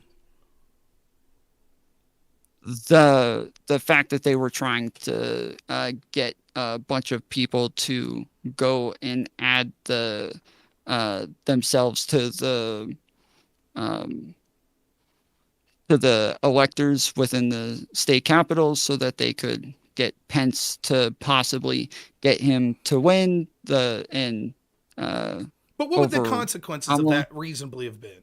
What do you think the chances of that? Well, most likely that it would have been challenged and go Right. to the I mean, even Supreme Court, but their hope was that they were going to have senators and congressmen on their side to where this fair wasn't enough. But going to let get me ask you this. challenged. This But is a serious question I have about this. You do believe that Pence would have known that they weren't the original elected ones, even if he goes with them. He wouldn't have been like, "Wow, I have no clue." Right? He would have known which ones were the original slate versus yes, the alternate. Okay, because I've heard some people argue, and that's just not like, regardless of what you think about Mike Pence, he would have been aware, right? Like these are the ones that yeah, Trump pushed for. Yeah, I just don't think that raises nearly to the level because the idea of trying to get them to register, that's the fraud part of it, right? That they weren't duly elected, but they claimed to be. hmm Right, but Pence would have known that. So the yeah, fraud. sure. But they talked to Pence about it. They talked to Pence about it and told him that we want you to pick those. And then they also tried to tell the DOJ to like tell all of these states that they need to possibly even do like recounts and stuff that their But states were that's not being illegal, investigated right? for fraud and That's not the illegal portion, uh, correct? I wouldn't say that's illegal, but I'm saying I feel like it's all part of a thing to where these parts are like the illegal parts, but these are all the coordinated effort to like make it to where he would hopefully win the election. That Well, hopefully all that's of this but would end that's up panning but out to where he would win. when you're like, well, the thing is, so you're just saying it's not a legality thing. It's just the fact that they wanted alternate electors that ultimately is very troubling. Yeah, there are legal like process Of parts course, there are laws that are broken, but yes, the overall like right. moral You implication of don't give a trying shit. to Even steal if an it was election on the is books that you're legally allowed to do that, you would still say that's irrelevant to you. It's the fucking principle of it. yeah, I sort yeah, of probably. agree. Yeah. I sort of agree with you. I think that I'm glad Mike Pence didn't go along with it. I think had he, it would have been a Mm. fucking shame, and I would have joined. Even though I think there were significant problems with that election, I can't prove it, and I fucking would have been outraged. I try to put myself in the other shoe. What if Joe Biden had done this when Trump won, right? When he was VP, and any Trump supporter that tells you they wouldn't have been fucking outraged is lying. You know it, and I know it, right? They would have been furious, Mhm. and rightfully so. So I get it. The problem is the ultimate outcome of that never was going to. It would have went to the courts, and the courts would have handled it, and either they would have put up or shut up. They would have showed proof of fraud, or they wouldn't have, and it would have been that simple. And how Yeah, it the played. Supreme Court is well, so a lot of people's fears are that like because Trump is like they feel like he's stacking everything with like more loyalists, people who are more willing to do things like Kash Patel and people like that. The problem is that the Supreme Court really has been like very good, very even-handed from my perspective. I know like Pisco and Destiny totally disagree with that, but I think that they've made like I've agreed with pretty much every decision that they've made, even the immunity case, like pretty much everything I've agreed with. And then also, yeah, when people think like, oh, well, he has the majority of the Supreme Court now, they literally turned down every single one of those cases that were supposed to try to overturn the election. Correct. And try to claim fraud and all of this stuff. They didn't go along with all of these plans. And so, yeah, I totally believe and I knew that if that had gone to the Supreme Court, they would have gone against him. But I think people are now looking at it this time and they're like, well, now he does have like the majority of the the majority of the House, like. The court hasn't changed that radically. But yeah, I mean, you remember that Texas case that was going to the Supreme Court? I think it was Texas, right? And they ruled that they didn't have standing, which I disagree with that ruling. The standing portion. Where they were trying to sue Georgia and Arizona. Correct, right? You know what I'm talking about. Mm-hmm. And all these people who were watching my show was like, "This is it." And I was like, "You're fucking smoking crack if you think the Supreme Court's going to use this case to overturn the like, it's not happening."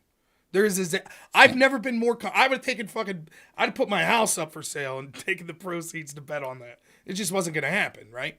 So when you look at like what was going to happen and what did happen, the only thing that happened with the electors / January 6th was a harm to Trump and to his supporters, and it led to not only nonviolent people being arrested January 6th, Trump being persona non grata, kicked off places like Twitter. But it also led to mass censorship of conservatives on places like YouTube, myself included. You couldn't even talk about the election. Right. And if there was Trump included. Right? And so by all accounts, even if and I don't mind you, I think you're well within your rights and I sympathize with you a lot and agree with you somewhat. Even if you think that it's shitty and scummy, the end result harmed Trump. Now look at Crossfire Hurricane. That probably cost the Republicans the 2018 I don't think election. It harmed him in like a real way because I think that it harmed him in a lot of ways, 100%, totally. But I think in all the ways that it harmed him, it also helped him because it made him look like more of a martyr, and that made the Republican Party get even more behind him. Because I think after January 6th, Republicans seemed tired of him. They seemed tired of his antics. They seemed kind of like worn out. They were kind of like, well. I mean, I wanted him to win, but thank God that's over. Like, they just kind of seemed like ready to take a breath. I reelected him because this fired everybody back up. Well, no, I think the lawfare backfired this time. Had it not, the lawfare not came up, I don't know how much it would have fired people. Well, the assassination attempt probably would have, even if the lawfare wasn't occurring. But certainly the Russia shit for 4 years was the biggest stain on Trump. It absolutely was. It was the number one criticism. And it culturally, it allowed fucking so much anti-Trump, anti-MAGA shit to just flourish. It was just, this dude's a fucking Russian stooge. Everybody's saying it. All of our media is saying it.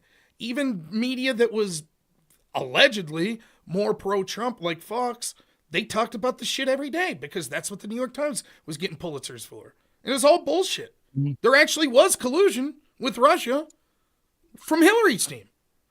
And so the idea that it's like, Hillary conceded. Yeah, she conceded through words only. Behind the scenes, she was funding what she knew was Russian source disinformation, sending it to allies at the FBI that were using it to spy on Trump's team. The Watergate scandal that's considered like the high mark for political scandals, what was it really? It was a couple of bumbling idiots going through Nixon's opponent's hotel room, looking for shit that his team could use. Now try the entire FBI getting access to Trump's campaign's material.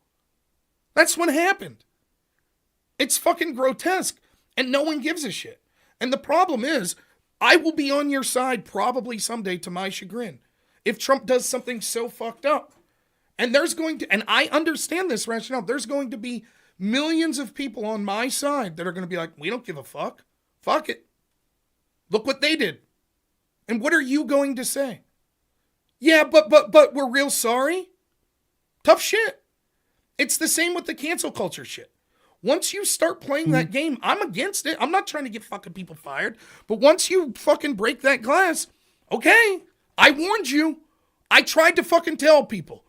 And no one wanted to listen to me. It's a fucking joke. It's nothing, blah, blah, blah. It was a long time ago. Well, people remember. They fucking remember. And they don't care. They don't. And I think that's unfortunate. That's why I was clear when I actually was talking about Trump's tweet. Of course, it's no excuse for Trump to destroy the Constitution because he legitimately feels that he was fucking attacked. Like, no, that's still not an excuse. But I don't know what to say. I tried to blow the fucking whistle on this. I tried to make people take it seriously. No one took it seriously. I guess congratulations to you that fucking 7 years after the fact you read up about some of the FISA warrants. But it's still, they don't get it. Like, you understand? Like, let me give you another example.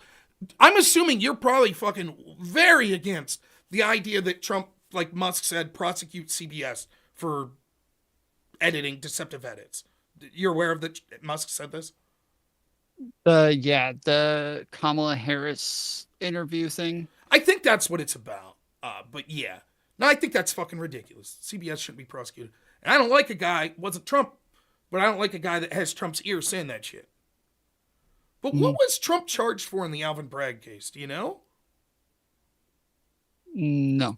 He was charged for, I'm not going to get into all the specific details, it's been a long, but they created a novel legal theory that said that Trump committed a crime in the process of committing a crime in committing another crime because the statute of limitation on a campaign finance violation had ran out. Oh, yeah. The New York case, yeah. Right. So they said that he basically falsified documents, crime 1, to affect an election, crime 2, by committing a third underlying crime, which included That's why it's a tax. felony, yes. Right.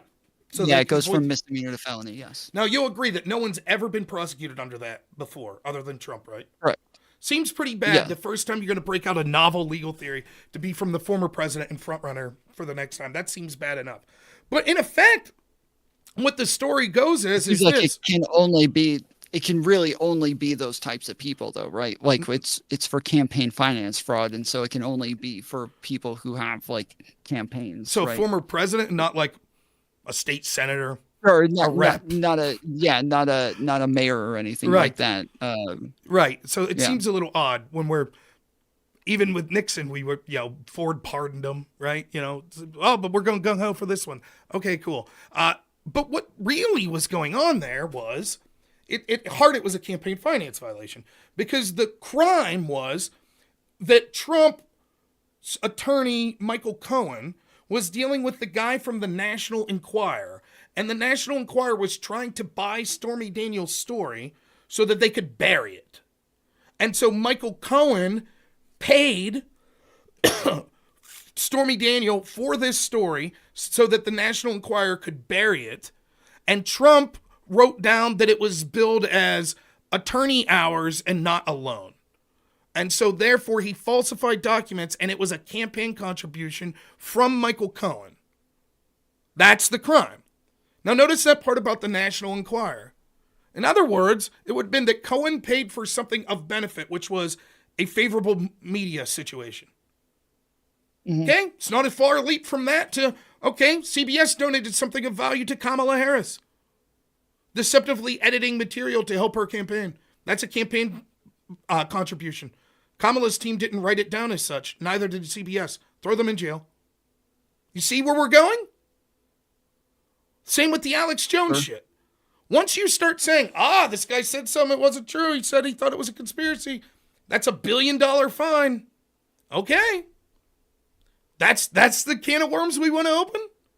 And so while I'm like, I think it's fucking ridiculous that they're talking about criminal penalties for CBS, I also think it's ridiculous that what was tantamount to a campaign finance violation became a felony, 34 felonies, right? And then here's the kicker of it all. The FEC already ruled that in that same election, Trump's opponent, Hillary Clinton's team, you ready for this? Falsified records when they were paying Perkins Coie. They billed it as legal hours as opposed to campaign or something to that effect. Don't quote me on the specific details there. FEC fined them for it. So Alvin Bragg already had the FEC saying basically Hillary's team. Now you might say, but wait a minute, was Hillary's team Did they do this in New York? Yep. The Hillary for America campaign was based out of New York City. That means the documents that they filed there, the FEC already said were falsified. So falsified, were they to affect election? Yep. But that is the campaign finance fraud. So that in and of itself is the misdemeanor. That's not the felony, right? What makes it a felony? That you're committing it in order to commit another crime. What was the other crime that Trump was doing? To affect an election. He falsified documents to affect an election. That's what Hillary's team did. They falsified documents. Why do you think they were paying? What do you think the opposition research was? For the election, correct? It's worthless other than the election. Sure, but they didn't come out with that until after the election, right? That's not true. The FEC, well, yes, the FEC fined her after the election, but the same would be true of Donald Trump. Well, no, I'm saying the Steele dossier was published by what's their faces after the election. Doesn't matter. I can't remember the name of the That doesn't newspaper. matter. The research was occurring during the election. And even if the dossier hadn't been produced, that information was being fed to Hillary Clinton's team. I could say the same thing about Trump's case. Well, the Stormy Daniels story didn't come out until after the election. Okay?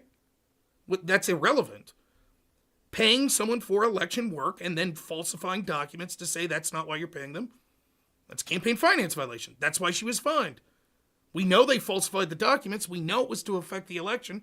So why didn't Bragg say, wow, same election, presidential election 2016? Wait. I thought that they got fined for releasing it to the media, because that's why I'm bringing up them releasing it to the media. Is I'm pretty sure I could have sworn they got in trouble for releasing it to the media, and that happened afterwards. And so I don't believe that's the case. If they had released it to the media before the election, then yeah, it makes sense that that seems like they're trying to affect the election. But when they do it after he's already in the office.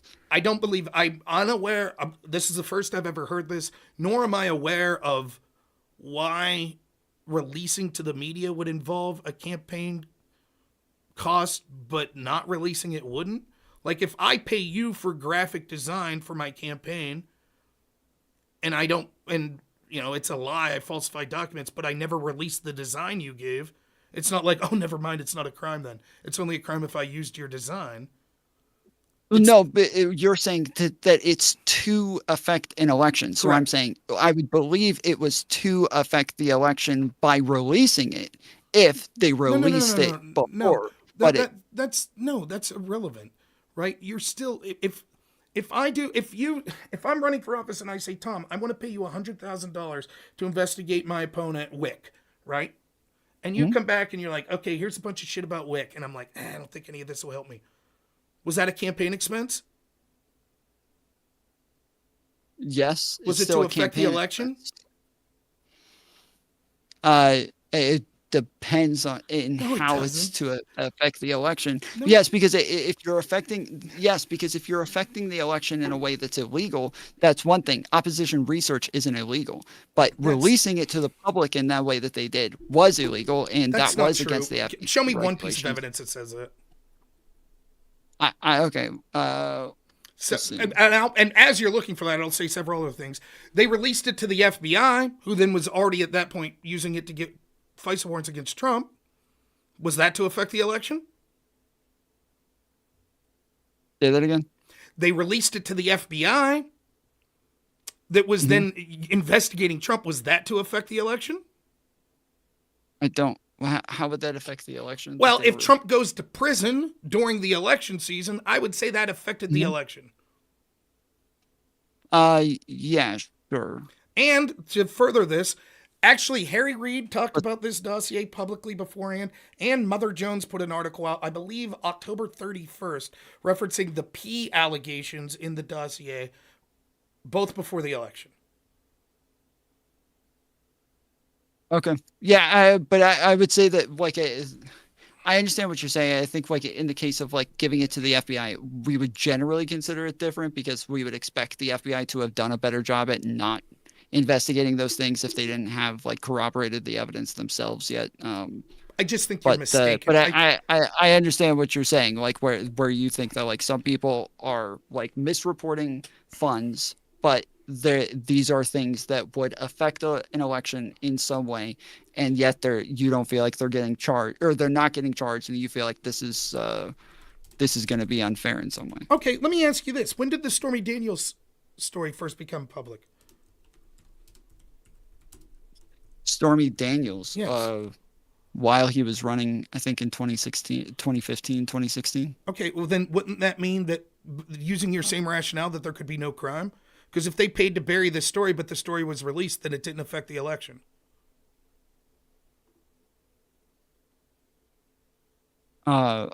Sure. I think you're wrong, though. I think, from what I'm seeing, it came out in January 2018. So that's a moot point. Because I think it first came out in 2018. So that wouldn't. I had to look it up myself, though. So. Yeah, it says according to documents sent Tuesday, Coolidge Foundation, which filed an administrative complaint 2018 accusing Democrats of misreporting payments made to a law firm. Oh, you're talking about the Steele dossier? Or sorry, what's her name? Not the Steele dossier. Stormy Daniels? Stormy Daniels. You're saying the case Stormy Daniels story when came I'm out saying in 2018. Right, correct. Yes. Okay. Yes. So then that wouldn't, because you can understand the rationale behind that. If it's only affects the election if it becomes public. Well, if your goal is to stop a story and you pay to stop it, but it comes out before the election, would you then say, "Oh, no campaign finance violation there because your efforts didn't affect the election because the story came out"? No. Sorry. Earlier I was saying it was about the attempt that, like, if we know they're attempting to release this to the public to affect the election, then yes, like regardless of whether or not they release it to the public, if we know that they have intent to release it to the public, then yes, that would still be the same. Yeah. I just think I don't think that has any relevance on that law. I just don't. I think that I can't verify this 100%, but I think that the idea of to affect an election can be shit that's work for the election, even if it's never released publicly. Right? But it would be to affect the election in an illegal way, is what I'm saying. No, I don't think so. It has to be something that would be illegal. I don't think that it says the law was to falsify documents to affect an election, but in an illegal way. Right. So when we say that you're committing a misdemeanor, which is the campaign finance fraud, right, and then that is the only way that becomes a felony is if you do that in the commission of another crime. Correct. Then there would have to be another crime in order for that to be the case. And so it would have to be falsify documents to affect an election and committing the underlying crime of falsifying documents. I know it sounds circular, but that's it. Well, no, I'm saying I thought that it was in an illegal way, but I could be wrong. But yeah, I thought that you had to affect the election in an illegal way, paying somebody to stay quiet so that they don't tell anybody something about a presidential candidate that this is going to be against. Let's see if I can find the exact conditions that they gave. Falsification of business records must be done with the intent to defraud. Okay. It must include an intent to commit another crime, and the intent to defraud must intent to aid or conceal the commission of another crime. Okay. So the falsification is done with the intent to defraud. Okay. Easy. They didn't put it down as campaign finance. That's why they were charged as campaign finance. Intent to commit another crime, which was to defraud, to conceal. And that third one is to aid or conceal the commission of another crime. Let me go. I got to. You can talk if you want, or if you want to leave, that's cool. But I have to go to the restroom real quick. No one's gonna like it if I piss my pants. Be right back.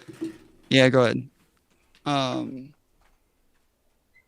Yeah, this one was complicated because from what I remember, they literally had the option of like 4 different misdemeanors that they were able to choose from, that they knew they already had the one that was like the campaign finance fraud, and then they had like 4 options for what the second misdemeanor could have been in order to charge him with this. So that's why I'm saying it was a little like complicated for me even at the time, because it was hard for me to even know which one they were. See, in the wake of sweeping jury verdict declaring Trump guilty of 34 counts of falsifying business records of the first degree, some highly respected commentators maintain Manhattan attorney Alvin Bragg. Did you leave or? Except for the misdemeanor. No, can you hear me? Yeah. Okay. So go ahead. Things are proven crimes. I'm reading this article. Except for the misdemeanors of false records, none of these are proven crimes, and some of them are not crimes at all. Yeah, I'm trying to find which one, because I remember at the time I remember reading a number of things that said that they had about like 4 different options for which one they could charge him with as the second crime. So they knew they had the first one, which was the falsifying business records, but then the second one was like they had like 3 or 4 options for which one it could be in order to make it a felony. So I'm just reading from reason.com. Under section 175.10 of the Penal Code, that offense becomes a classic. Oh, wait, let's start up. In any event, the statute of limitations for federal election law violations is 5 years, and Bragg has no authority to prosecute people for such crimes. Bragg instead charged Trump with covering up his reimbursement of Cohn by disguising it as a payment for legal services. That's exactly what Hillary's team did, right?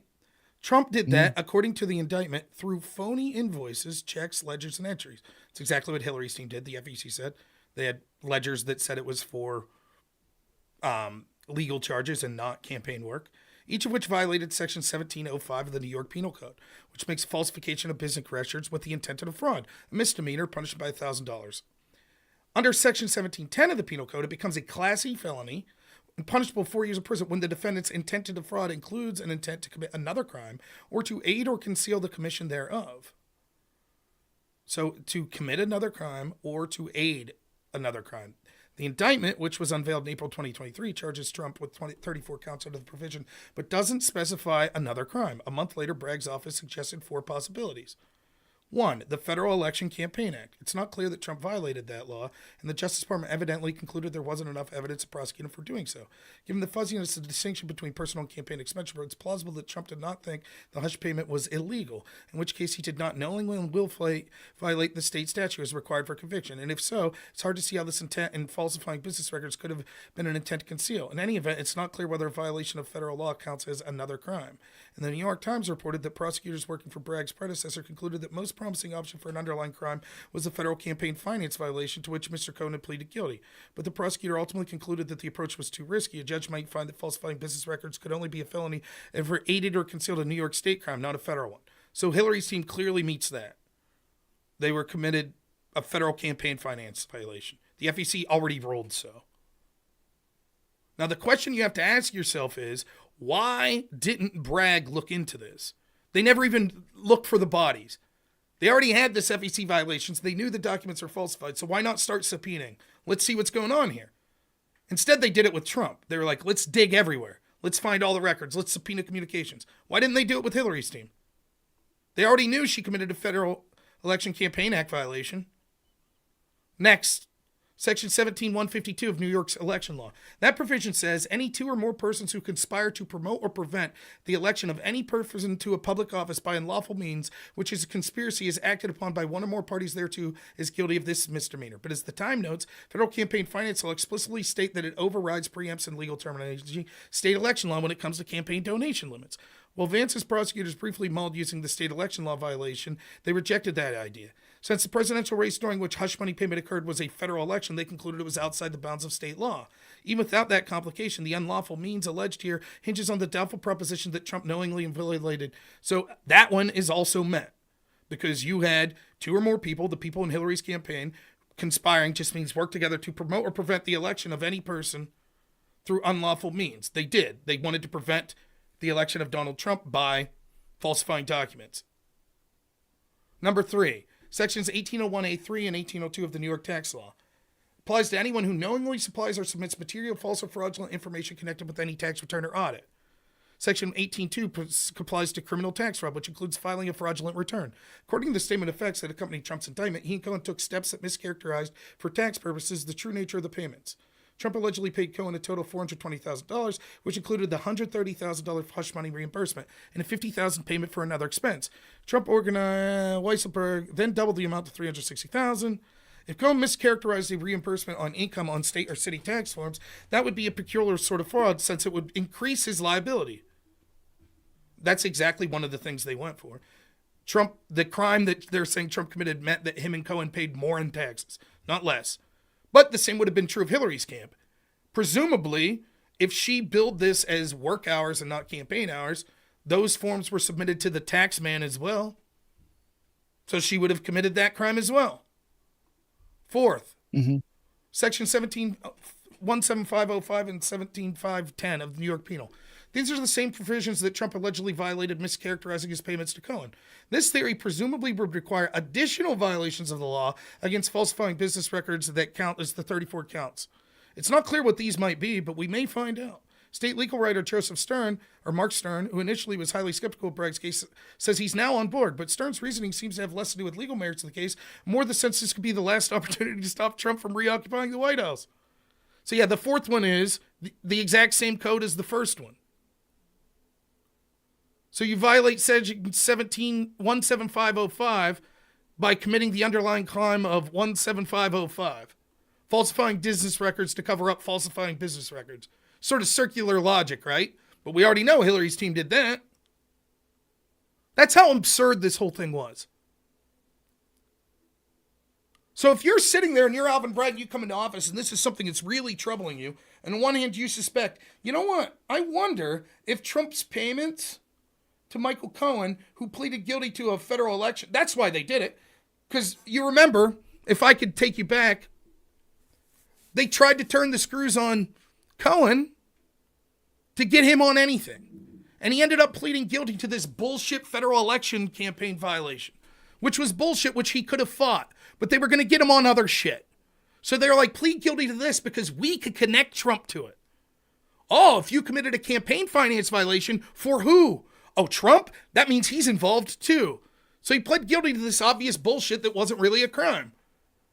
So once he pleads guilty to it, now New York has an excuse. Oh boy, let's look into it. Only one wrinkle. The FEC also finds Hillary's team. So on one hand, they find Michael Cohen. On the other hand, they find Hillary's team. So Bragg's like, oh, well, because the FEC fined Cohen, now we're going to look into this. But not Hillary's team. We're not going to look into that.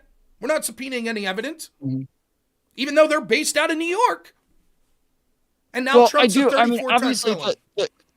Yeah, he is the first to get charged with this, and I understand where you're saying, like, well, he's a former president. This seems like the wrong person to do this with. But generally, I mean, I do think that, like, yes, like I say this all the time. I think famous people are people that are like in the news when they're getting arrested for things, and especially things that like are a big story.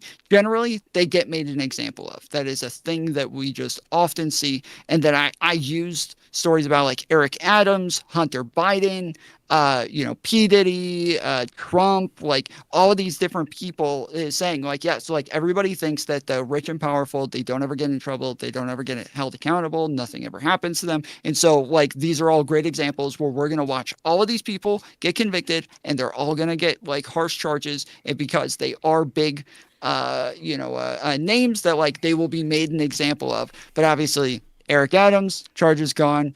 Hunter Biden, charges gone. Donald Trump, most of the charges gone. The Fulton one still seems to be lingering. And then the last one that he got convicted on didn't even really have a sentence for it. So like, yeah, I've kind of ended up looking fucking stupid on all of those. But all I'm saying is, like, I'm fine if we're going to...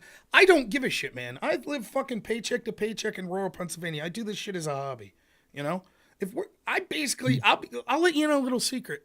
I fucking hate most of the politicians, and certainly most of the bureaucrats are there. So if we're going to increase the fucking penalties and increase, like, we're going to look through shit with a microscope and a fine-tooth comb, I say fucking roll. I don't care. And if that means Trump goes to prison, cool. The problem is it's always one-sided. That's the problem. Yeah. And it's like when you look at this situation, it's like, you know, I'm of the opinion like, yeah, fuck it, man. I think there needs to be some level of reasonability, right? there has to be, as much as it pains me to say this, and I think you'll probably agree with this as well, the bar for arresting a president or a former president probably should be a little higher than the average person because of the appearance of a conflict of interest, right? Like, you don't want the country thinking, oh, geez, this guy gets elected and now all of his opponents go to jail.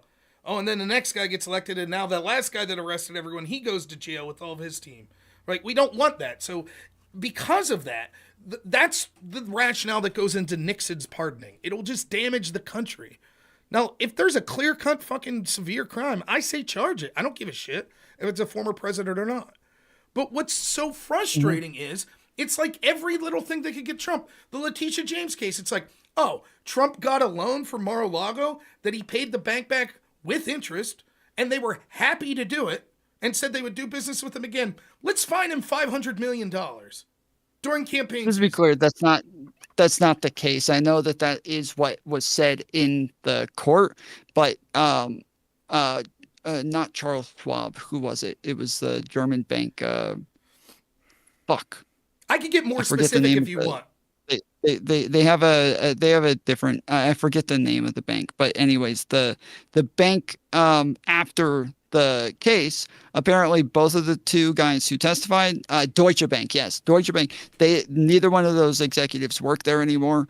The Trump, they said that they're no longer doing business with Trump, and that those guys were incorrect, that like the things that he filed were like essential to what it was that he got, and that it either, even though they are going to go and verify themselves a lot of times, there is a trust level with people, especially the more they do business with them, the less they're going to verify, the less they're going to dig, and that these definitely have a huge effect on like how much he paid, like, you know, whether like how much okay, how much so I just want to be clear. I don't believe anything you're saying, right? Until you show me proof. It was literally said in the Supreme Court case. Show me it. Send me the link. Because everything I read that where the executives of Deutsche Bank were generally happy with the loans, they viewed them as a whale. Yeah, they saw potential for building a relationship. So then you're saying, but that was the old guys, or you're saying those were new guys, and the old guys that did the loan with Trump are actually pissed. No, so the guys who did the loan with him are the guys who testified. The two guys who did the loan with him are the two guys who obviously like they seem to have like somewhat of a relationship with him. Those are the two guys who testified. We don't know, to be clear, we don't know why they don't work there anymore. So they never came out and said these two people were fired, but it does seem like highly coincidental that the two guys that they came out and said were wrong about this also are no longer work there. And they didn't end business relationships with Trump over this. They ended business relationships with Trump immediately after, though. You need to stop. You need to stop. So what you're saying is this. You tell me if I'm hearing this correct. The guys that testified at the trial from Deutsche Bank said we're happy. The two guys, we were happy with this. Blah blah blah. Yes. Then they were let go. And afterwards. They were executives. They were executives. And then they were let go afterwards. The reason for them being fired hasn't been disclosed, but we can infer it may have something to do with this. So far, so good? Yes. The new executives are like, actually, we're not happy. No, I don't even think the new executives. I believe that it was like higher ups above them. Like, I don't know who exactly, but from what I understand is that it was higher ups that were. So the executives that did the loan with Trump were happy. The people that replaced them, we don't really know. They haven't weighed in. But the people above the executives at the time that these executives were testifying actually weren't happy. Yes, the other people, it wasn't what. Okay, about whether or not they're happy. I'm not really making a statement to that as much. It's more so that they were correcting what was said on the record, that this that the information that Trump provided that was supposedly fraudulent, that this would not have affected his like rate any because they were going to verify it themselves. That the bank said that that was incorrect. They said that I do think that they said that they weren't happy with the overall outcome. Yeah, I don't Because give they a said shit. that I would if assume. they I would verified say some that of these too. things, I would that say they, that too. his For two well, I was gonna reasons, I would say say, I that. think that they would have said that they would have gotten more money as Right. in interest So for two reasons, I if would some say of those that. things Oh, were you're correct. saying Yeah. now legally we could have got a piece of that $500 million you're suing him for? Yeah, we would have liked that. And secondly, yeah, it's pretty evident that they're willing to fuck over any business that deals with Donald Trump now. So the political wins would be, yeah, shit on this dude. Yeah, we don't like that. Fuck yeah, fuck that guy. Yeah, I don't buy it. The people that did the loan at the time were happy with it. Everyone's happy. Why bring the charges in the first place? How did they Yeah, assess but I can literally say the opposite as well. It's like, well, this is a guy that like they had a business relationship with, and so even if they did feel like this was fraudulent and they didn't want this to, they weren't happy with finding out that he was frauding them the entire time. They didn't want to fuck with their money. Like I can make the same like incentive argument in the opposite direction. But it's again, why would they pursue the charges in the first place? If everyone is saying at the time, we're happy, we got our money back, the loan was paid back, we're happy, why pursue the charges? For consumer protections, obviously. There has to be okay, so in consistency order between to the assess system. the $500 million something dollar fine, how would they come to that amount? Let's say that you think he's guilty. How would you determine how much to fine Trump? I have no idea. What do you mean you have no idea? The amount that they fine him, I have no idea. It's like if they decide that he had a violation, that's more so what I'm looking into. But to decide how much he actually gets fined, Well, the fine's the generally most decided. important part. The fine was designed to cripple him politically. $500 million. Like, for example, if I look into you and you're in the middle of a campaign season and I find out that you falsified information on your mortgage and that it led to a windfall for you of $30,000 and I fine you $30,000, that's one thing. If I fine you $500 million, how would I come to that conclusion? Didn't the jury decide on the How would fine you're amount? on a jury. How would you decide? We probably take into consideration how much we think this is going to affect the market, then consider like what is a good disincentive to try to stop So you people think it was from just doing this. it was punitive, is what you're saying? It wasn't Yeah, based it's on like an like something- actual. It wasn't based on any actual value. Yes, obviously, yeah. You're saying it wasn't based on a value. Yeah, I don't believe so, no. Okay, how would you determine the punitive nature of it? You said how much it would affect the market. Well, how would you determine how much it would affect the market as a juror? What are some of the facts you would want? This is simple. Whether or not it affects the market? That's what you said. You, as a juror, would say, how much will this affect the Yeah, market? so as a practice, like I'm sure that there's regulatory laws that say that you're not allowed to lie on bank statements that you're Gotcha. signing, saying that you. We're talking about assessing a fine. How would you decide that? You seem to suggest it would be based on how much the market would be affected. How would you know how much? How would you come to the conclusion? What factors would you need to know how much the market would be affected? Yeah, I don't think You want that me to help can you? have, like, Isn't the exact very first numbers thing? on Here's the this. things I'd want to know. How much did Trump value it at? Right? You'd want to know that, right? Correct? I don't. I Wait, don't. how is think this so. hard? I Yes don't or think no? you're correct. I don't think that like that. No, I don't think that value is the thing. It's not that like So, just to be because clear- you're doing the same thing where you're making it about like the bank being defrauded by a certain Okay, amount of money. just to be and clear, this is just the to be issue, clear, so whereas your it's not argument that the is- bank your being argument is defrauded, Trump but the values- people of New York are being defrauded. I just want to make this clear. Your argument is man says his house is worth $5,000. Or $50,000. It's actually worth $49,999. That's fraud. $500 million. No, they're looking to see if there is some sort of good faith effort, obviously based on like some sort of relativity. So even No when good we faith. go and In the look example I at just the- gave. the- No. Let's take one by one what you're saying here. No good faith effort. This prick that oversold his house by $1. No good faith. He's still staunchly. He's like, fuck you, no. Okay, $500 million fine, correct? Yeah, possibly. I would say You're a that fucking idiot. I would say that the amount that the person is worth is definitely going to play a factor into Outrageous. how much you're going Outrageous. to. Here's how it would actually happen. You would say, what did he value the house at? What is the actual value of the house? In order to determine whether or not he overvalued it and how much he overvalued it. And then you would make some sort of estimation on what a potential fine should be. If someone overvalues their house $50, you wouldn't assess them a $500 million fine. It's ludicrous. You know it, I know it. And again, you do a disservice to yourself by saying shit like that because it makes you seem unreasonable. That's you ludicrous. understand You it. know Again, that's what ludicrous. I said earlier is the fact that you're ignoring like my argument against it. I am for not. some reason. I am not ignoring your argument against it. Let me steel man your argument against it then. Let me steel man, right? If the person hasn't made a good faith effort and they're worth a lot of money, then yes, just overvaluing something as little as $50 can justify a $500 million punitive fine. Can you show me one time in history where that's happened for any crime? No, so I'm saying that your argument is making it sound as though he is being punished for defrauding the bank. That the money, the amount of money that he didn't pay to the bank, he defrauded the taxpayers $50 to the bank. He defrauded the taxpayers $50. Okay, same scenario.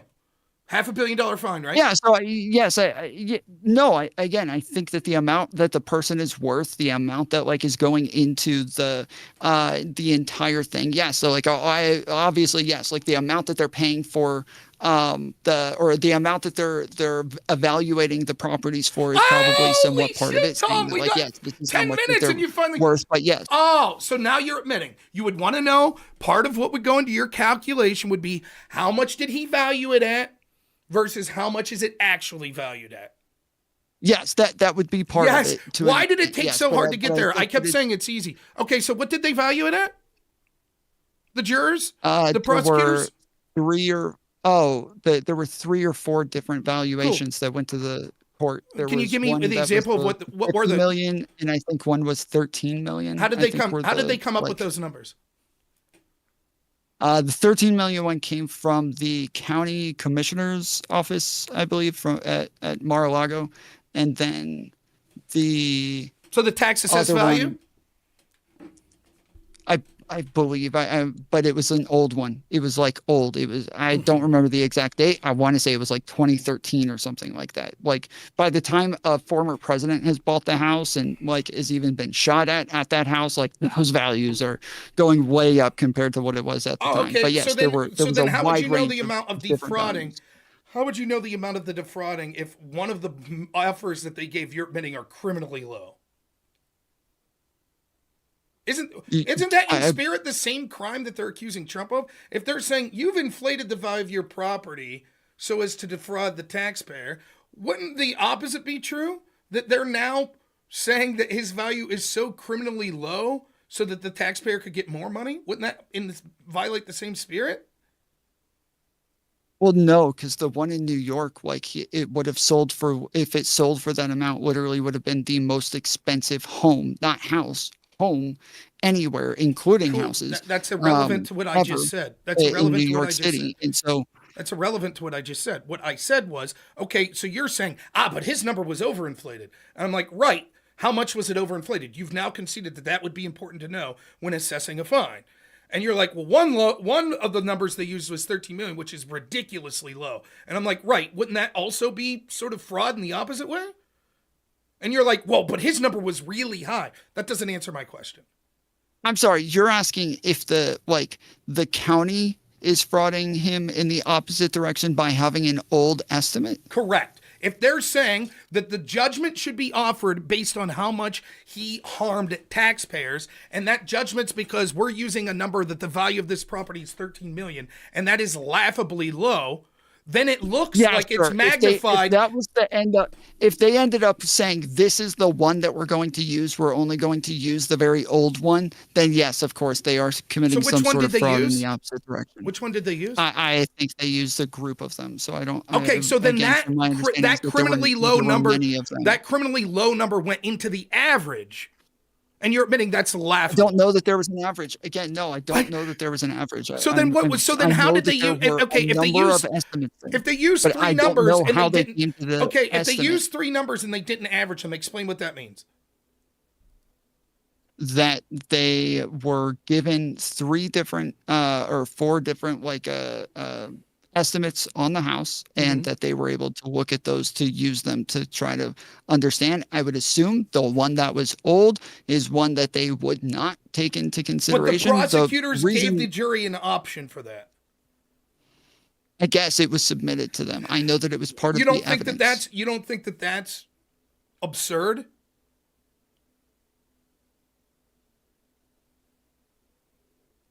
If they used it as part of their estimate, then yeah, that would be absurd. So, okay, and you're admitting that they did. No, I don't know. I've said I don't. You I have said no that idea. the prosecutor submitted to the jurors as one of the potential estimates that.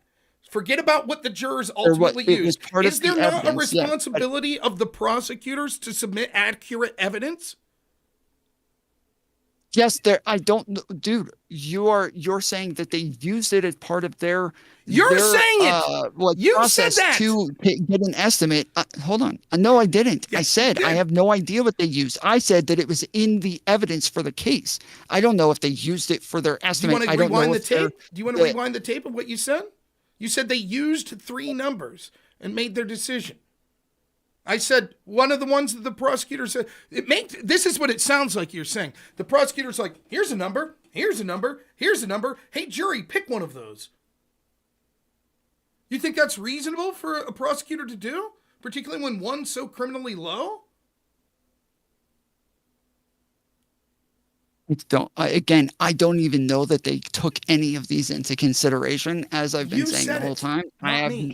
Okay, if I said it, then I'm taking it back. Yes, I'm backtracking. I'm totally so then what number did they use? I don't think I ever said that, but what number did they use? The whole time. I have no fucking idea. I've said the whole time, this is what I've said. I don't know. Right. I literally, when you said, oh, so they did an average? I said, I don't know if they did an average. I have no idea what they did. So you don't know what number they used? I don't know. Don't you think? Okay, so then let me say this. Are you aware of the fact that Letitia James, while this was going on in a very unprofessional manner, mind you, Letitia James was tweeting out things like Trump's tax assessed value was X. That means he overturned. You're aware that she was sending that information out to the public, correct? She was tweeting about that? No. Well, she was. If she was, which I can find the tweet if you really don't believe me, do you think that's unprofessional to be tweeting about it while the case is ongoing? Yeah, probably. Okay. Second, if she did tweet that number, that 13 million or the tax assessed value, would you think that that was obviously misleading the public? Yeah, probably. So why would she do that? I don't know, because she's now over and over. I argue with Democrats here that said, that if your tax assessed value is one thing and you get a loan based on your property that's a higher number than that, you've committed fraud. Do you agree with that? No. Why not?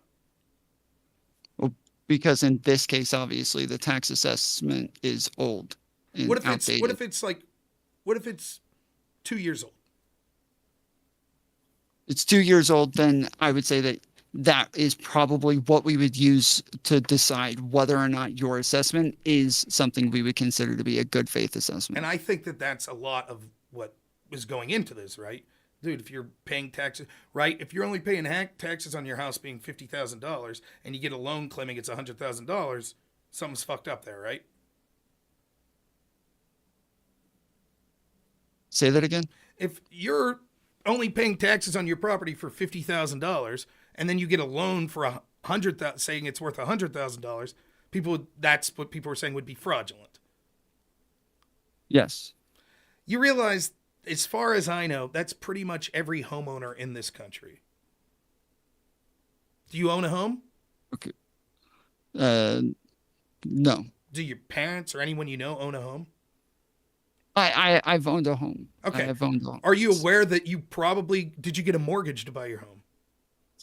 Yes. Was your mortgage value higher than the tax assessed value?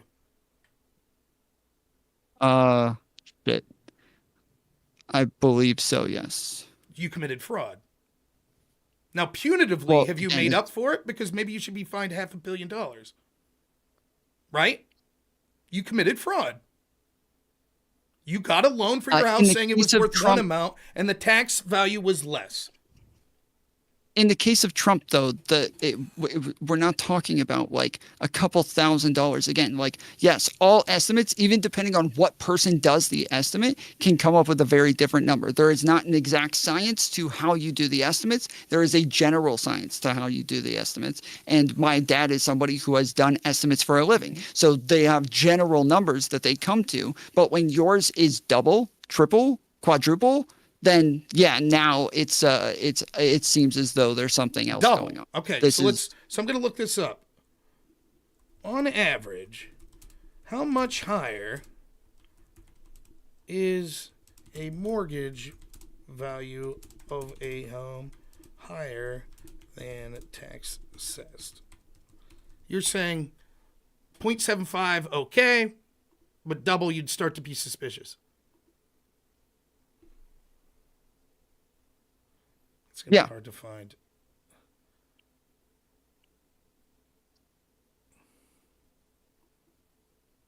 It's going to be hard to find a percentage difference. I don't know if I'll be able to find it here this night. I mean, again, it's interesting. Because also you're making it sound like there was like one property and one thing that they were like It's not what I'm making that they were taking into consideration. Well, no, because you did say numerous times like, oh, well, this one property is this much, so now he needs to be charged $355 million or something. But That's but it's irrelevant. not. It's like, irrelevant to what it's. Excuse me. It's well, no, it's what not happens irrelevant. is You what said happens that was is the entire way of coming to the conclusion of how much you were going to find. No. You said that was the entire. So there's two things that we could discuss here. One is the assessment of the punishment, and the second is the definition of what is the crime.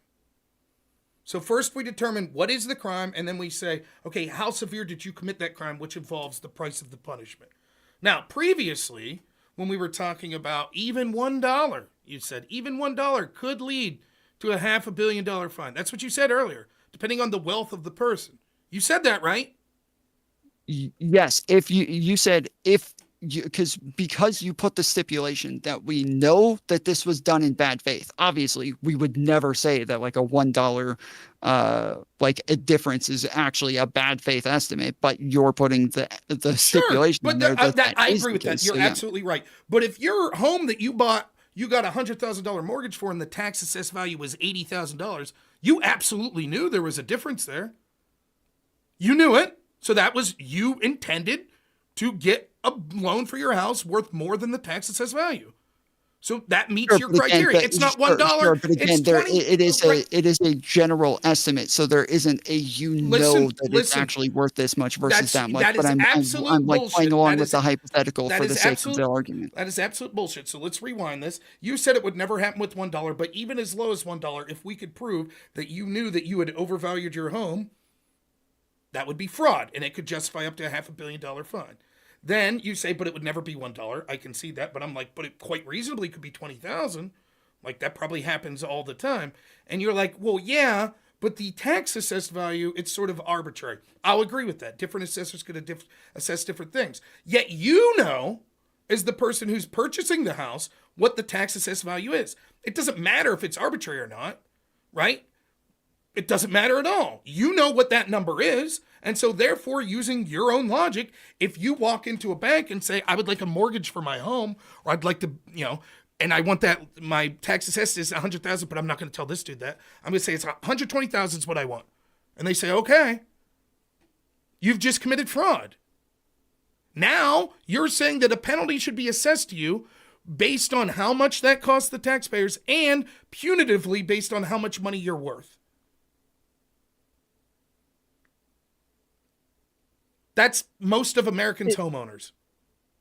Yeah, to an extent, I am saying that yes. So like to an extent, yes, that is like that is something that would be considered fraud. Obviously, I in the case of like Trump doing this, and the amount of times that he did it, in the amount of ways that he did it, he is affecting the market in a way that they consider to be like big enough to like cause some sort of damage. So where I'm engaging with a hypothetical that would never happen, it's hard for me to continue branching out to a bunch of other things now that would obviously never happen to continue going off of a thing that would never happen. Now, Tom, I'm gonna do something. I'm gonna ask you to be a gentleman here. My But wife, I am going with it just for the sake of for argument. now You know, listen, I'm my trying wife's my in the best. chat, Yeah. so I'll ask you to be polite. But she did say this, and I have no reason to distrust her. She said she put it into AI and found that a typical tax assessment value is around 40 to 80% of market value. Now, you seem to say once it got to double that that's a serious issue. But if it's typically 40% to 80, that would mean 40, 50%. That's double. That's typical. You said that would be severe. Now what? That I do think that. Well, I think 100% would be double, right? Well, if the tax assessed is 50% of the property, right? That would mean my property is worth $100,000. Oh yeah, if and the it says tax that is 50%, what it is. 50,000. So that would mean I would get the loan that was double the price of the tax assessed value. Right? Yeah, sure. Okay, you said that would be significantly criminal. For it to be double, yeah, I think so. Yeah. But that's typical. So you're saying that the average American would find that hard to believe unless it is the case that most tax, which I don't know if this is true, but yeah, unless most tax assessments are very old, and then in that case, yeah, probably is true because the markets have been going up at a pretty rapid rate to where, yeah, depending on how old those assessments are, that could totally be the case. I also have to bring someone else into this. Green Soldier. I don't know if I've heard one person say this, but he said, ask Tom why Trump was selected for this case when other billionaires openly admit to doing the same thing. Kevin O'Leary, for example, said he'll no longer do business in New York because this is how literally every single property speculator purchases property in New York. Why single out Yeah, Trump? he was saying, I remember him saying that. He was saying that everybody does overvalue themselves to some extent. In the case of Trump, they felt as though it like they seem to agree that everybody does it to some extent, just not to the extent that he did it. Mm-hmm. Again, I remind you, if the banks were saying at the time they were okay with it, what would be the impetus to investigate in the first place?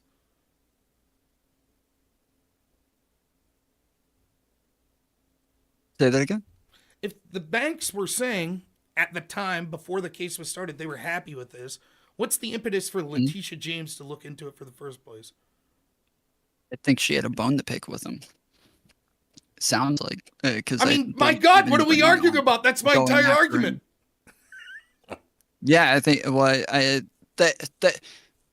I don't disagree that people have bones to pick with people, but obviously, like, that was the case with Hunter Biden as well. Though I kept saying, like, yeah, but even though he is the first person to literally ever get charged with this crime, he did break the law. They did charge him with it. Like, generally, you got to make an example out of somebody. If they continue from here and continue to charge people with these sorts of cases and are consistent with this in some sort of way from here on out, like, we'll have to see. But there has to be a first person sometimes. So, like, you know, we'll see how this goes. But yeah, like, I'm generally trying to, like, give the benefit of the doubt until I see something else. You've stumbled onto literally the worst take. Literally. If anything, no. Hunter Biden should not have been charged with this gun crime. I'm actually against it. The reason Hunter Biden was charged. Let me explain to you what happened. He was convicted of it. Yeah. Let me explain to you. I don't think he should have been pardoned. Let me explain to you what happened. Hunter Biden was illegally lobbying for hostile foreign interests. Not my words, his father's, or at least that they were hostile. In Burisma and the guy who ran it, Zlochevsky. Everybody knows why they hired Hunter. It was so he could talk to Daddy and other politicians in the United States. We have the emails from Burisma saying, hey, can you convince people to put in a good word for us to get cases dropped? That's what was going on. Everybody knows it. It's the same why he was working with the spy chief of China and businesses. He was lobbying. He never filled out the paperwork, but that's what he was doing. He was committing tax fraud based on this money. This whole idea of him working with hostile foreign groups while his dad is vice president that is tasked with rooting out corruption in places like Ukraine. That was Joe Biden's task. Joe Biden's publicly saying Burisma bad, Zlochevsky bad. His son's working for them, lobbying back home to help them. By the way, that lobbying paid off. The Atlantic Council, that has 7 former heads of the CIA and gets money from USAID, even after the whole quid pro quo from Joe Biden, ended up engaging in business partnerships with Burisma, who Joe Biden was telling us was corrupt, but that's what our tax dollars was going for. Nonetheless, I digress. That's what was going on. The problem is the American people would be none too happy to find out that the former vice president and then guy running for president, while at the same time he's beating his chest talking about corrupt foreign nations, his son is making millions of dollars working for them and lobbying to people back home. And so what did they do? Nothing. They weren't going to investigate, till Trump gets wind of it and he starts talking about it. So what did they do? They impeached Trump for talking about it. Oh, it was a bad phone call with Zelensky. That's what he's referencing when he's talking in that phone call with Zelensky. So they had this big impeachment and gnashed their teeth and complained, blah, blah, blah. They let the statute of limitations run out on some of the charges. Meanwhile, you have these IRS whistleblowers, Ziegler and Shapley, that are trying to look into this. They say there is clear evidence that there's money coming in that looks very shady, shell corporations. Many people in the Biden family are connected to this. We want to look into this. They're being told by Leslie Wolf and other people, I think, at the D.C. field office of the FBI, no, the big guy's off limits. You can't look at his bank accounts. You can't do this. You can't do that. Then there is a plea deal that's accepted by Hunter Biden that basically gives him a slap on the wrist. He doesn't have to plead guilty to any sort of lobbying charges. And immunity. Immunity, I'm sorry. Okay? Mm-hmm. He's willing to take that deal. But 2 things happen. The IRS whistleblowers, Shapley and Ziegler, start speaking up and they're like, this is fucking horrendous. Right? And then the judge starts asking questions. She asked the prosecutor, have you ever seen a plea deal like this that gives him immunity from all of these other irrelevant things that we're not talking about? And they're like, no. And so then the judge is like, let me finish. Why would the prosecutor do that, though? Well, let me finish. I'll tell you why. Right? And so she's like, well, so you think this gives him total immunity? And they're like, well, let us talk. And they're like, no. And Biden's team's immediately like, whoa. Yes, it does. Yeah, it does. And now Weissman's screwed. He's been outed. The whole world sees it. Holy shit. This judge just basically got the prosecutor to admit this is a sweetheart deal we've never given anyone that gives this dude immunity from all the crimes that really would have mattered, that would have connected to his father, who is president and running again. So no crimes about corrupt foreign lobbying and shit like that. Just some tax penalties and some bullshit with the gun that's basically a slap on the wrist. So then once the agreement gets torn up because people are outraged because of this judge and these whistleblowers, they have to charge Hunter with something. I said that day, I was like, I will guarantee that they don't charge him with FARA crimes. They're not going to charge him with the obvious crime of being a foreign lobbyist, because the problem is then the American people will say, wow, the president's son was lobbying corrupt foreign entities. Who was he lobbying to? Doesn't look very good for Biden, does it? So instead, they charged him with the charge that they almost never do. This gun charge. That they knew daddy was going to fucking pardon him for anyways. And there it was wrapped up in a nice, neat bow. And they could say, see, we're not corrupt. See, Biden even let his own DOJ and special counsel actually go after his son. See, they charged him with the crime. That's it. A gun charge. And they usually don't charge people. So that people like you could say, well, look at that. They usually don't charge people and they actually went after him. When really it was all a cover up from the get-go. They were covering up the far more significant crimes that he committed. And I agree. What they ended up charging him with was bullshit, and I didn't think was a big deal. But they did it to cover up for the other crimes. That's what happened. So the idea that it's like, they singled out Hunter Biden is laughable. The only reason Hunter Biden got such a sweetheart deal was because he was Hunter Biden. The only reason he was allowed the statute of limitations to run out on his tax bills was because he's Hunter Biden. If he was Paul Manafort, he'd be sitting in fucking prison right now for failing to register as a foreign lobbyist. I don't want to move to a whole other topic again, but you brought it. The 2 witnesses that were originally like helping him that were helping them open an investigation against him. I think this is the second or third investigation, the two witnesses that they were using to, like Bob Alinsky and the other guy who ended up being like a foreign Russian agent, the two guys both ended up turning out to lie over and over, and all of the things that they used to open up the case turned out to be lies, and they also turned out to be literally meeting with Donald Trump regularly and with his PACs regularly, both of them. And they, these were the people that they used to have enough information to even start those investigations, to do the other things. But David Where did Wise, Bob Alinsky lie over and over again? Can you show me that? That they we don't know that he specifically lied. I think that he ended up taking back statements that he had made on Fox. I think because it contradicted what he said under oath, if I remember correctly. But he ended up like never having any evidence to actually back up anything that he was ever saying. That's not true. I've personally seen the emails that he was using as evidence.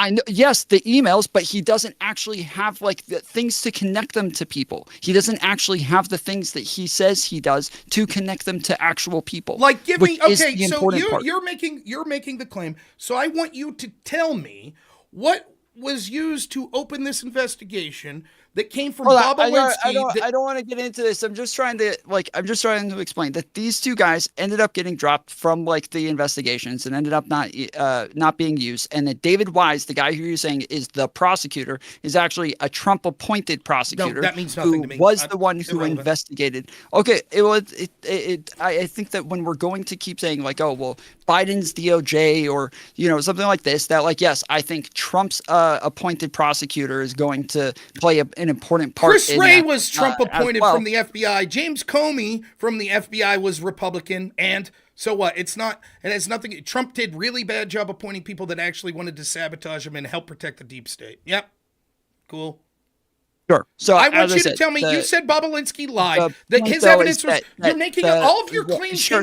I allowed you to like ramble for like 5 minutes about this, bro. And I'm trying to like, okay, and then we'll get back to the beginning. But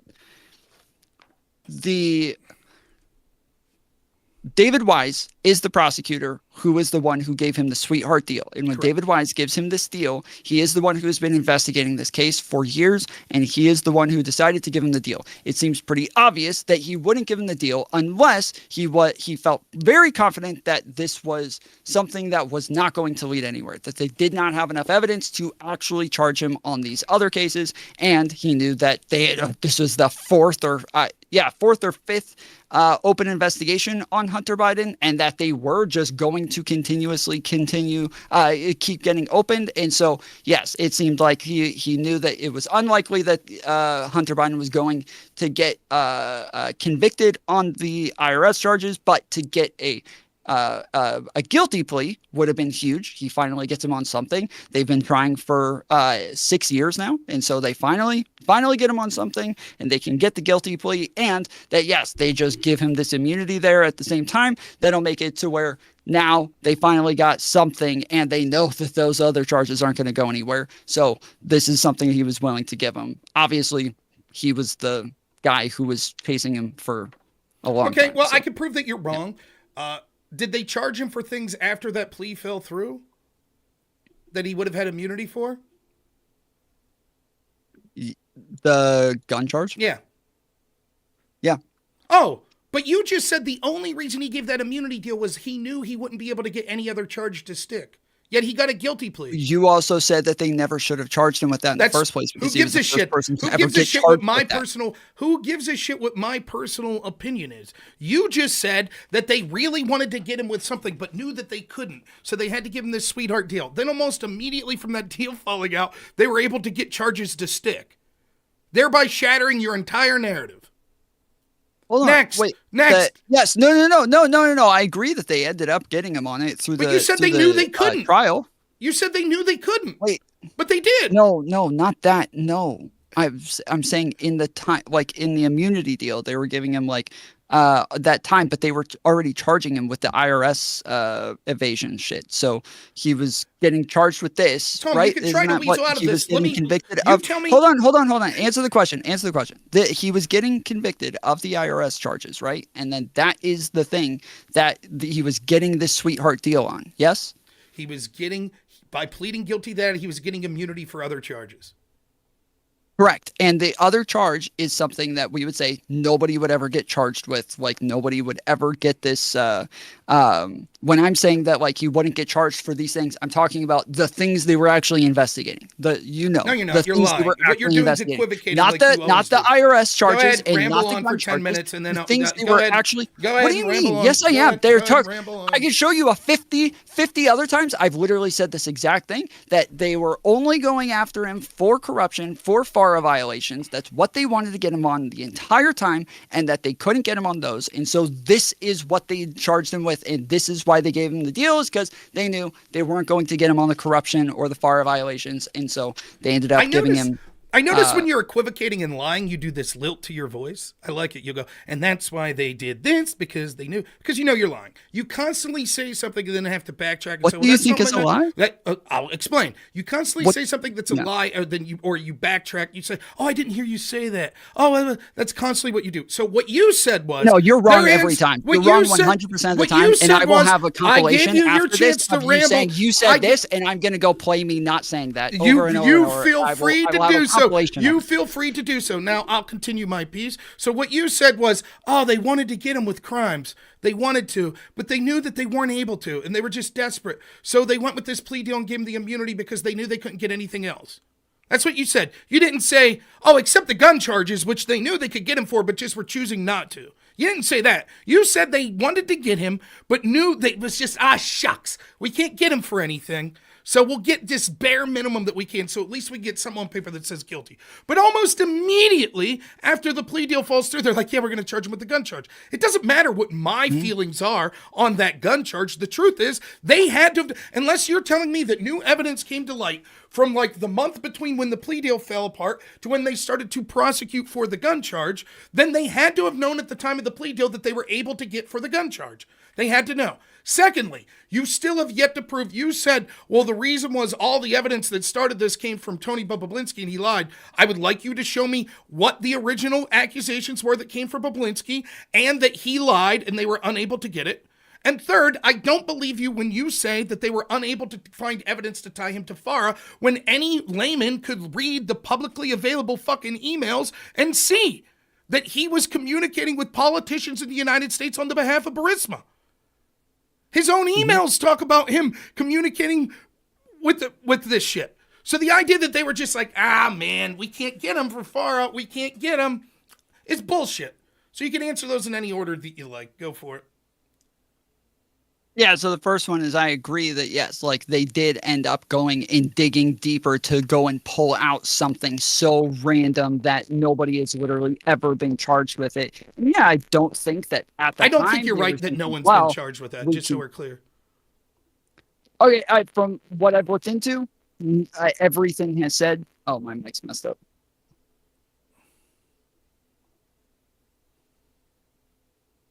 You there? Sorry, my mic goes out That's once in a while. That's no problem. Shit, what was your question? That just totally threw me The off. Bobulinski thing? Did you show me evidence that he lied and that was the original investigating thing? No. I was saying that everything that I've looked into says that literally nobody's ever been charged with it by itself as one charge. The only time anybody's ever been charged with it is as like an accessory to a crime. So they went and filed they killed somebody with a gun and they filled out that gun form illegally. That's like literally the only time anybody has ever been charged with that crime. This is the first time it has been a charge by itself, and that's the only thing that they got charged with. That is what everything that I've read has said that, but yeah, maybe that's true. I don't know, but I would be whatever that specifically. I would argue that the circumstance is what's unusual, not the criminal code itself. So I would believe that people would have been charged under that criminal code, but how many would have been charged years later under the same circumstance? That's what I think would. and for all intents and purposes, still fits what you're saying here. But I'll bet people have been charged under that code. Just my guess. I could be Yeah, wrong. yeah, as I said, I think people have been charged with it, just not by itself, not like Maybe.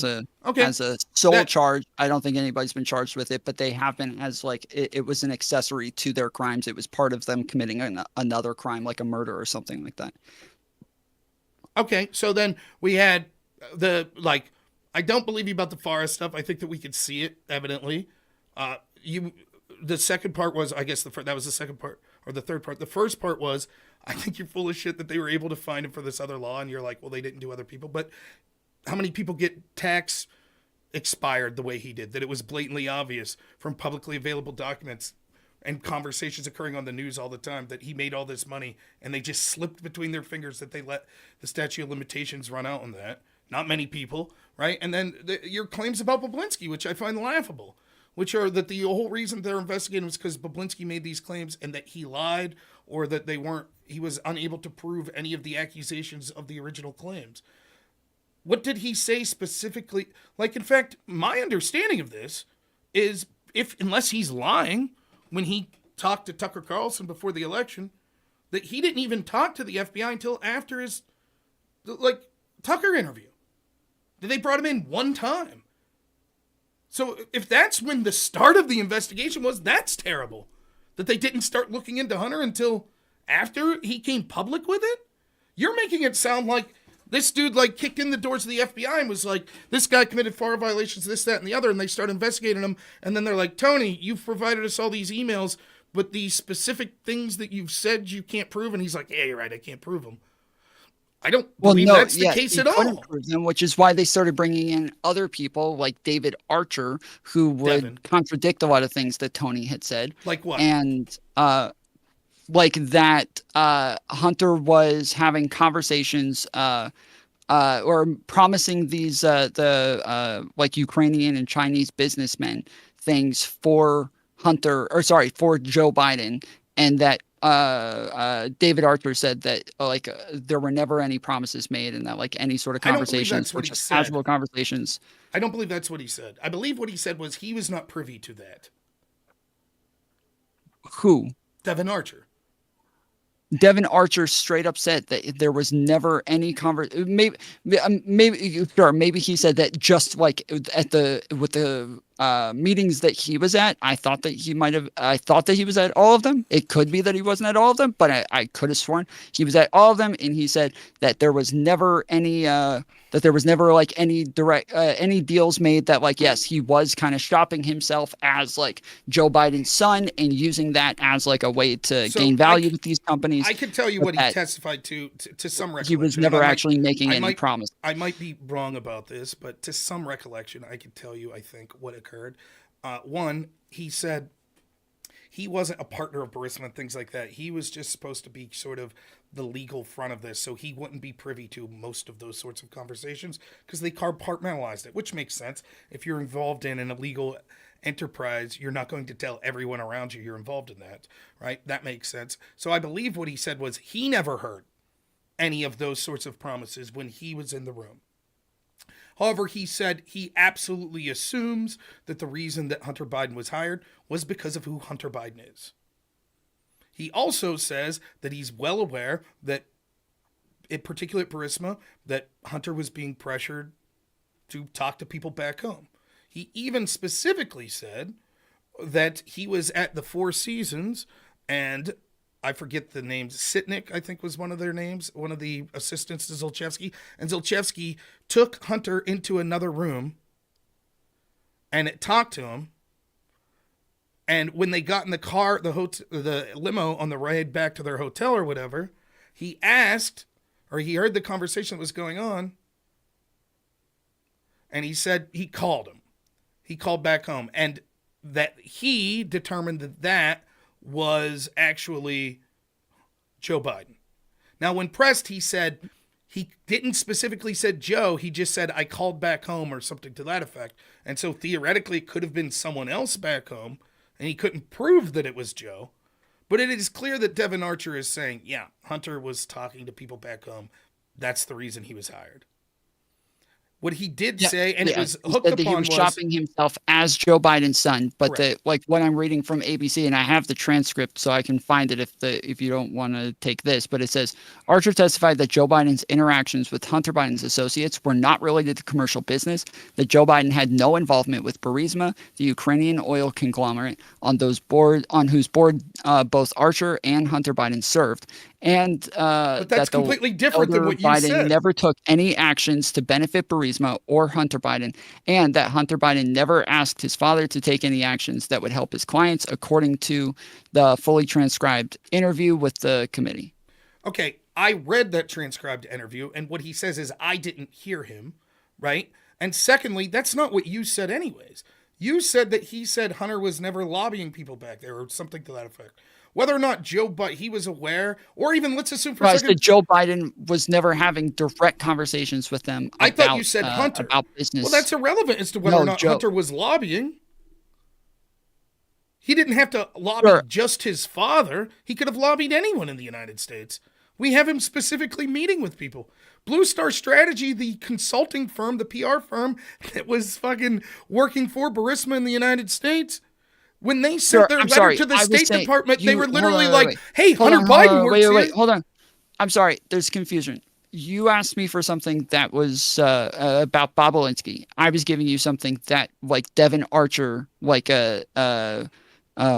were saying it doesn't matter if or you said, I don't know why you would say that Bob Olinsky never had evidence for these things.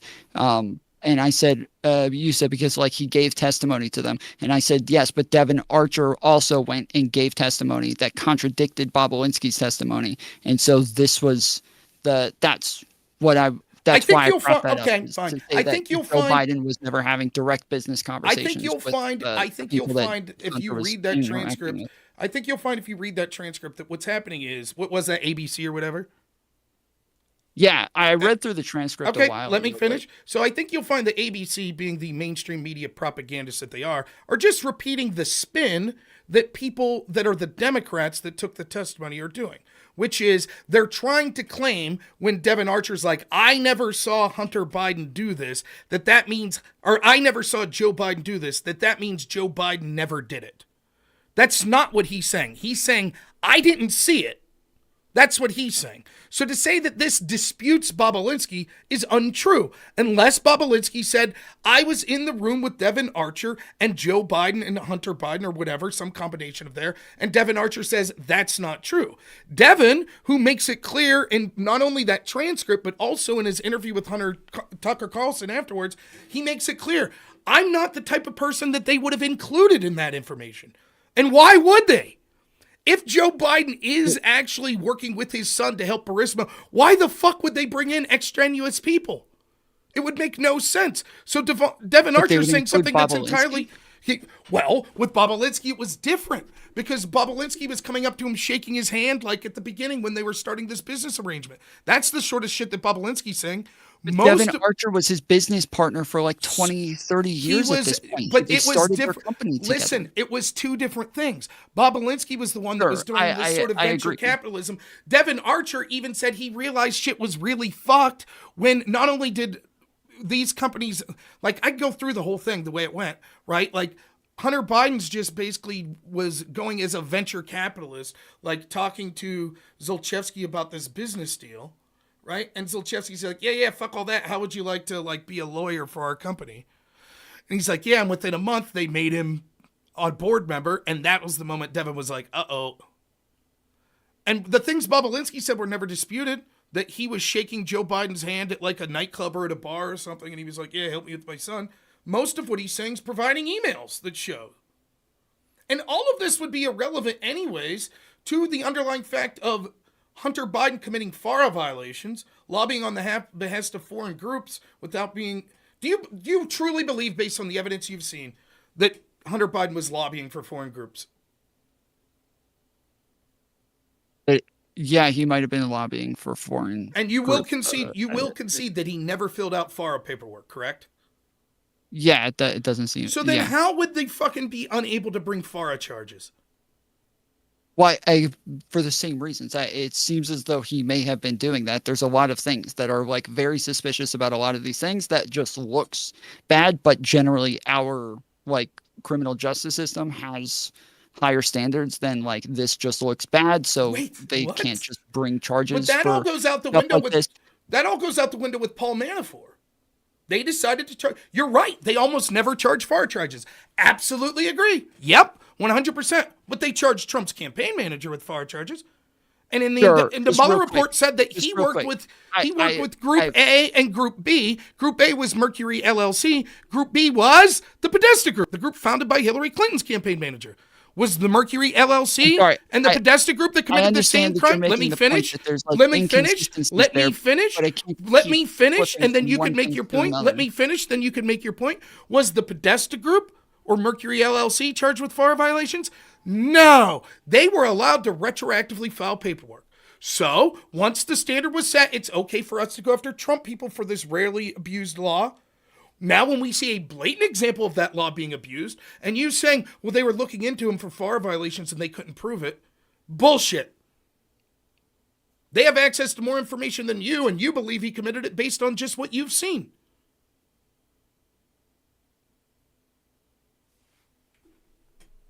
You done?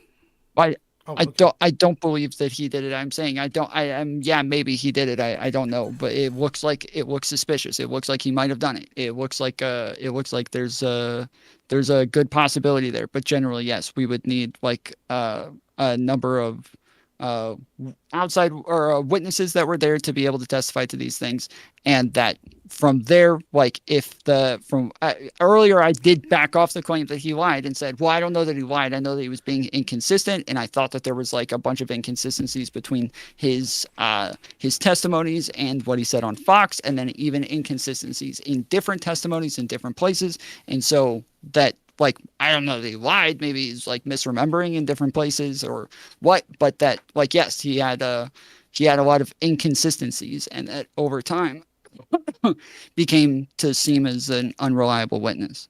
Tom, I don't know if you're aware, but you sort of did exactly what I accused you of before again. I asked you point blank, do you think based on what you've seen that he committed FAR violations? Yeah. And now you're like, well, All I right, don't know. I'm gonna pull it up. Okay, hold on. I'm gonna pull it up. I will share a screen with you, and I will rewind what I said just a second ago. Um, I gotta hit watch stream. Is that how I do it? This looks like yeah, Asmongold. it is. What are you doing? I don't even know what the drama is with that guy, if I'm honest. What are you doing? I right now, I mean, that one was we were just watching him talk about some shit with Pokimane, but Who's that? The OnlyFans chick? no, she's like one of the biggest like Twitch streamers. Um, Cute little Moroccan girl. So I'm saying what you said was I said, do you think based on the evidence you've seen that he's committed FAR violations? And you said, yeah. And you're saying that's not the case. Yeah, I was saying that. Yeah, maybe like it looks like it could be the case. That's generally Okay, what I then was what are trying we to looking say, for? but You're admitting now that that's what you said. hold on. No, I said you said just a second ago. You admit that this is the case. I said no. I said yeah, that might be the case. That's like it looks bad, but that this is like I don't know that he did it. I'm not saying he did it. Then Okay, you we'll said, see if well, you that said. goes against what you said, and so yeah, now I'm saying Okay, okay. there we go. Just so the audience knows the dispute. Pause it. Just so the audience knows. My side is I said, did you, based on available evidence, think that he was registered for a foreign lobbyist? You said yeah. And I said, did he register as a foreign lobbyist? And you said no. And you're saying that's inaccurate. Actually, what you said was, well, it looks like he might have done it, but I don't know. Okay, Oh let's see who's wait, correct. I'm sorry. The four. I thought you asked if I said if about the lobbying. If you're saying about whether or not he registered for like for FAR, no, he did not No. register Let for me FAR. let me No. let me clarify. I'm saying I asked you two questions because in order for this to Okay. be against the law, he would have one had to lobby for foreign agents, and second, not Correct. be He registered. did not sign up for FAR. I Okay, don't know if he no was actually argument there. doing We both lobbying. agree. You say he didn't sign up for FAR. So then, on the first portion, when I said based on the evidence you've seen, do you think that he was lobbying for foreign entities or foreigners? And I think you said something really close to yeah. And you're saying no. What you're saying is yeah, but maybe I just don't know. Something to that effect. Mm-hmm. Okay, let's see. Yeah. Hunter Biden committing FARA violations, lobbying on the behest of foreign groups without being. Do you truly believe, based on the evidence you've seen, that Hunter Biden was lobbying for foreign groups? That yeah, he might have been lobbying for foreign groups. And you. Okay, who was closer to the truth there? Me? I'm saying yeah, he might have been lobbying for foreign groups. But like you right. You said yeah, he might have been. That's different than well, geez, I just don't know. Like you said. Well, I'm saying, hold on. I said that I said, yeah, maybe that like, that's what I said. Yeah, he might've been. Yeah, maybe I'm saying that like, I have like, maybe there's a lot of evidence. Yeah. So even the statement that I made, a minute ago is that, there's a lot of evidence there that's very suspicious. I just don't think it all lines up to enough to where we could actually charge him. But yes, it looks bad and it looks like there's something going on there. This is what I How said. do you know there's not enough evidence to charge him? It looks bad to you, the layman. You have less access to evidence than they do. It already looks bad. So how are you so confident that they just don't have enough to charge him? How do you know that? I don't, based on what I know. So what I'm suggesting is it seems quite evident that he was lobbying for foreign entities, and we both agree that he wasn't registered. So if he was lobbying for foreign entities, you agree that's a crime? Yeah, I believe so. Yeah. Okay. Yeah, I believe so. That's what she said. Okay. So then it looks more than likely that, yes, he was absolutely doing that from publicly available emails we can see. So the idea that it's like, but they just can't charge him is ludicrous. You have no basis for that. Your only basis for that is you trust the fact that they didn't charge him. That's it. Well, no, it's not. It's like, again, you're saying, well, I said, I'm only going off the facts that I have. You're saying, well, there could be facts that we don't have. True. So sure, there can always be facts that we don't have, but I generally only go on facts that I do have. That sounds great. And based on the facts caveat to the. That's right. Based on the facts you do have, yeah, it looks like he was lobbying for foreign interests. No, yeah, I'm saying that there's emails that make it look suspicious, that make it look like that's possibly what's happening. But I would need like compounding evidence outside of that, and that one of the things that's suspicious is one of the IRS agents said that they weren't allowed to go and talk to the family members who they believe may have received money. That would have been one of the things that, yes, probably would have tied these things up. And so that is one of those areas where there is a bit of a gap between what we have and what we would need to have in order to press charges. And so, yes, this is, or Bob Alinsky saying, hey, yes, I heard this at this meeting. We were at dinner. We were there. And then Devin Archer being like, I was at these meetings. I nothing like that ever happened. This isn't what I saw. So yes, these are the things that I'm saying are just kind of leaving. So if I could go through Devin Archer's transcript and find an example of him being like, we talked to this politician, that would be sufficient for you to be like, yep, that's foreign lobbying. We talked to this. We met with. If they lobbied the politician. Yeah. Yes. So if you're saying they just talked to them, no. But yes, if they define lobbying, spoke on behalf of the company. I guess it would be. I don't know. I don't know. I actually don't know where the lines would be drawn. You've already given like the concessions that you've given already. The concessions you've given already tonight are astounding. For example, you admit, yeah, Letitia James went after Trump because she had a bone to pick. Then, right, we get onto this because you bring up the Hunter Biden stuff. Like, even here, you're like, yeah, it looks bad. It looks like a FAR violation, but we just don't know. And you're like, but yeah, I agree. This whistleblower stuff sounds really shady that they weren't allowed to look into this. But you just completely implicitly, despite that, agree that Weiss charged him with what he could. Even though he gave him this sweetheart deal because he couldn't have charged him with anything else, but then he did immediately charge him with something else. You just trust it. You're like, yeah, well, I trust that. You don't think that there could have been political... If you think that Letitia James, I applaud you for this, that you're willing to admit, yeah, of course she had a bias, right? You don't think that the opposite could be true, that people working for the federal government weren't protecting the Bidens? Yeah, it's possible. Again, I'm open to all of these things. I just don't have that evidence. So even with Letitia James, she says while she's running that, like, She has she wants to go after Trump, that she wants to catch him on some sort of fraud or some sort of real estate problems.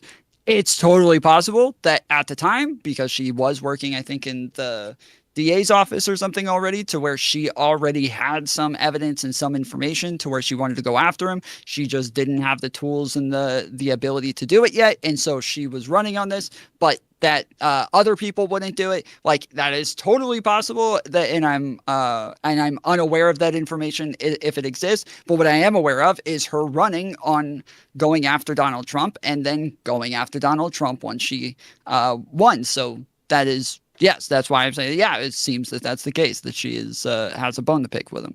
All right. All right, man. I'd probably be wrapping up soon. It's getting close to I don't know where you're at, but it's close to midnight here. Yeah, were you I didn't know, maybe I confused what you said. Are you debating Connor tomorrow? Yes. Yeah, on the Okay. Trump tweet. It's not going to be much of a debate. It's basically just going to be yelling at him because I'll fucking probably give in and talk a little about the tweet itself, but I don't give a fuck what a guy. Connor's argument seems to be tantamount. Of course, I talked about the FBI corruption, Crossfire Hurricane, and the corruption of the Bidens. So how could you say, well, Connor, because you took money to help them win. That's why. That's why I don't give a shit what your opinion is. I don't care. And not only did you take money, you took money from a group that's literally antithetical from what you claim to be. You claim to be a conservative, and you work for a group that is called Progressive Victory PAC, whose goals were to not just beat Trump, but to win down ballot, and to help Democrats become more progressive. Mm-hmm. So I Well, don't I mean, he give a does fuck have what his opinion. I mean, he'll defend himself. You don't need to defend him. But I mean, to me, I just don't give a fuck that all of a sudden he's got strong thoughts on Trump's tweet. I don't give a fuck. Well, I was gonna say, he does have like the conservative label, but he does seem to have, I guess, what people would call TDS, to the point that he ends up aligning with Democrats just on trying to beat Trump. So, But that's how most of you are, whether you know one. it or not. Your ideology is like, well, as long as it's get Trump, I just don't give a shit. That's almost always the case. Like, Well, to an extent, that is, it's not just to get Trump. So generally, it's more like, well, the lesser of two evils is like how I'm voting, and if Trump is there, there's like very likely just almost zero chance that there's going to be a lesser evil, or sorry, a greater evil than that. And so I just end up like having to go with whoever the other fucking person is. But if you watch my coverage of like anything Kamala related, the whole time I'm just bitching and whining about her and all of I her don't policies and even the way she believe it or not. talks and all that shit. So yeah. I don't take umbrage with that. That's not what I'm saying, though, right? Of course, you're like, well, I'm just going to vote. Look, yeah, people do that. I do that, right? I vote for the lesser of two evils pretty much every election, right? The way I look at it. So I'm not taking umbrage with that. That's perfectly reasonable. If you're like, Trump's literally one of the top 5 worst people I'd want in office, so I'm going to vote, I'll vote for a shithead over him. Yeah, cool, right? That's different than fucking the corruption aspect. Would you, like, you can admit it, you know? Would you be for the FBI breaking rules if it meant stopping Donald Trump? I don't think so. No. The problem right now is that with the inconsistencies that you're pointing out, if those are real and these are like horrible inconsistencies, it just wouldn't stop me from still wanting him to be charged. It just would add that I would want them to like go after those things as well. But that the fact that he is currently in power, that he is like currently, gaining more power and being able to get away with more things, that is currently more bothersome than some person like Hillary, who didn't win and doesn't have any power and is just now whining and crying, calling people Nazis and shit in the back room. Like, he would still be the one who is obviously gonna be like at the forefront of everybody's Tom, mind, even if we totally agreed. you understand that like, oh my goodness. I like again. I thought I said this. Maybe I'm misremembering. Like, I don't give a shit about Hillary. I don't give a shit about Obama. I don't give a shit about Biden. I don't give a shit about Kamala. I don't give a shit about Trump in this aspect. They are individuals that will come and go. The FBI will be there our entire life. These bureaucracies will be there our entire life. My criticism isn't, my God, they need to lock Hillary up because her team or someone on our team because they deleted subpoenaed evidence. You said if what you're saying these gaps is true and blah, blah, blah, yeah, that'd be worrisome, but you still want Trump locked up. What I'm telling you is, if what I'm saying is true, that is a far greater threat to our country than anything Trump's doing. In fact, if they're true, all of a sudden what Trump's doing doesn't look so bad at all, does it? Trying to dismantle this bureaucracy. So the idea, it's not just about, well, yeah, I would still want them to get Trump. Who do you want to get Trump? Who do you trust to get Trump then? The very corrupt actors that we just agreed, or that you said if you agree in this scenario are doing all this shit? Their whole goal the whole time no, but as I said earlier, is I don't look at the FBI from 2016 as the same FBI today. But that's part of my problem with the FBI is that they end up with a political appointee that runs them in the DOJ, and that this, like, I don't know how we could do it differently, but it's also like this also just creates so much conflict of interest that it is constantly changing with whoever the new ruler of, is. That like I don't know how to consider them the same FBI from back then. It's just it seems to constantly change. There's been no consequences for anyone. The people there still seem to be doing the same type of shit. We're talking, if some of the shit we're talking about is like Weiss and them from what, like fucking 6 months ago? But it's different now? Sure. No, I said from 2016, but I'm saying that, obviously Weiss is currently in the DOJ now. It's just, We're talking we're talking about prosecutors and shit. The Bragg, the Letitia James, like going all up. Like, this isn't lifetimes ago.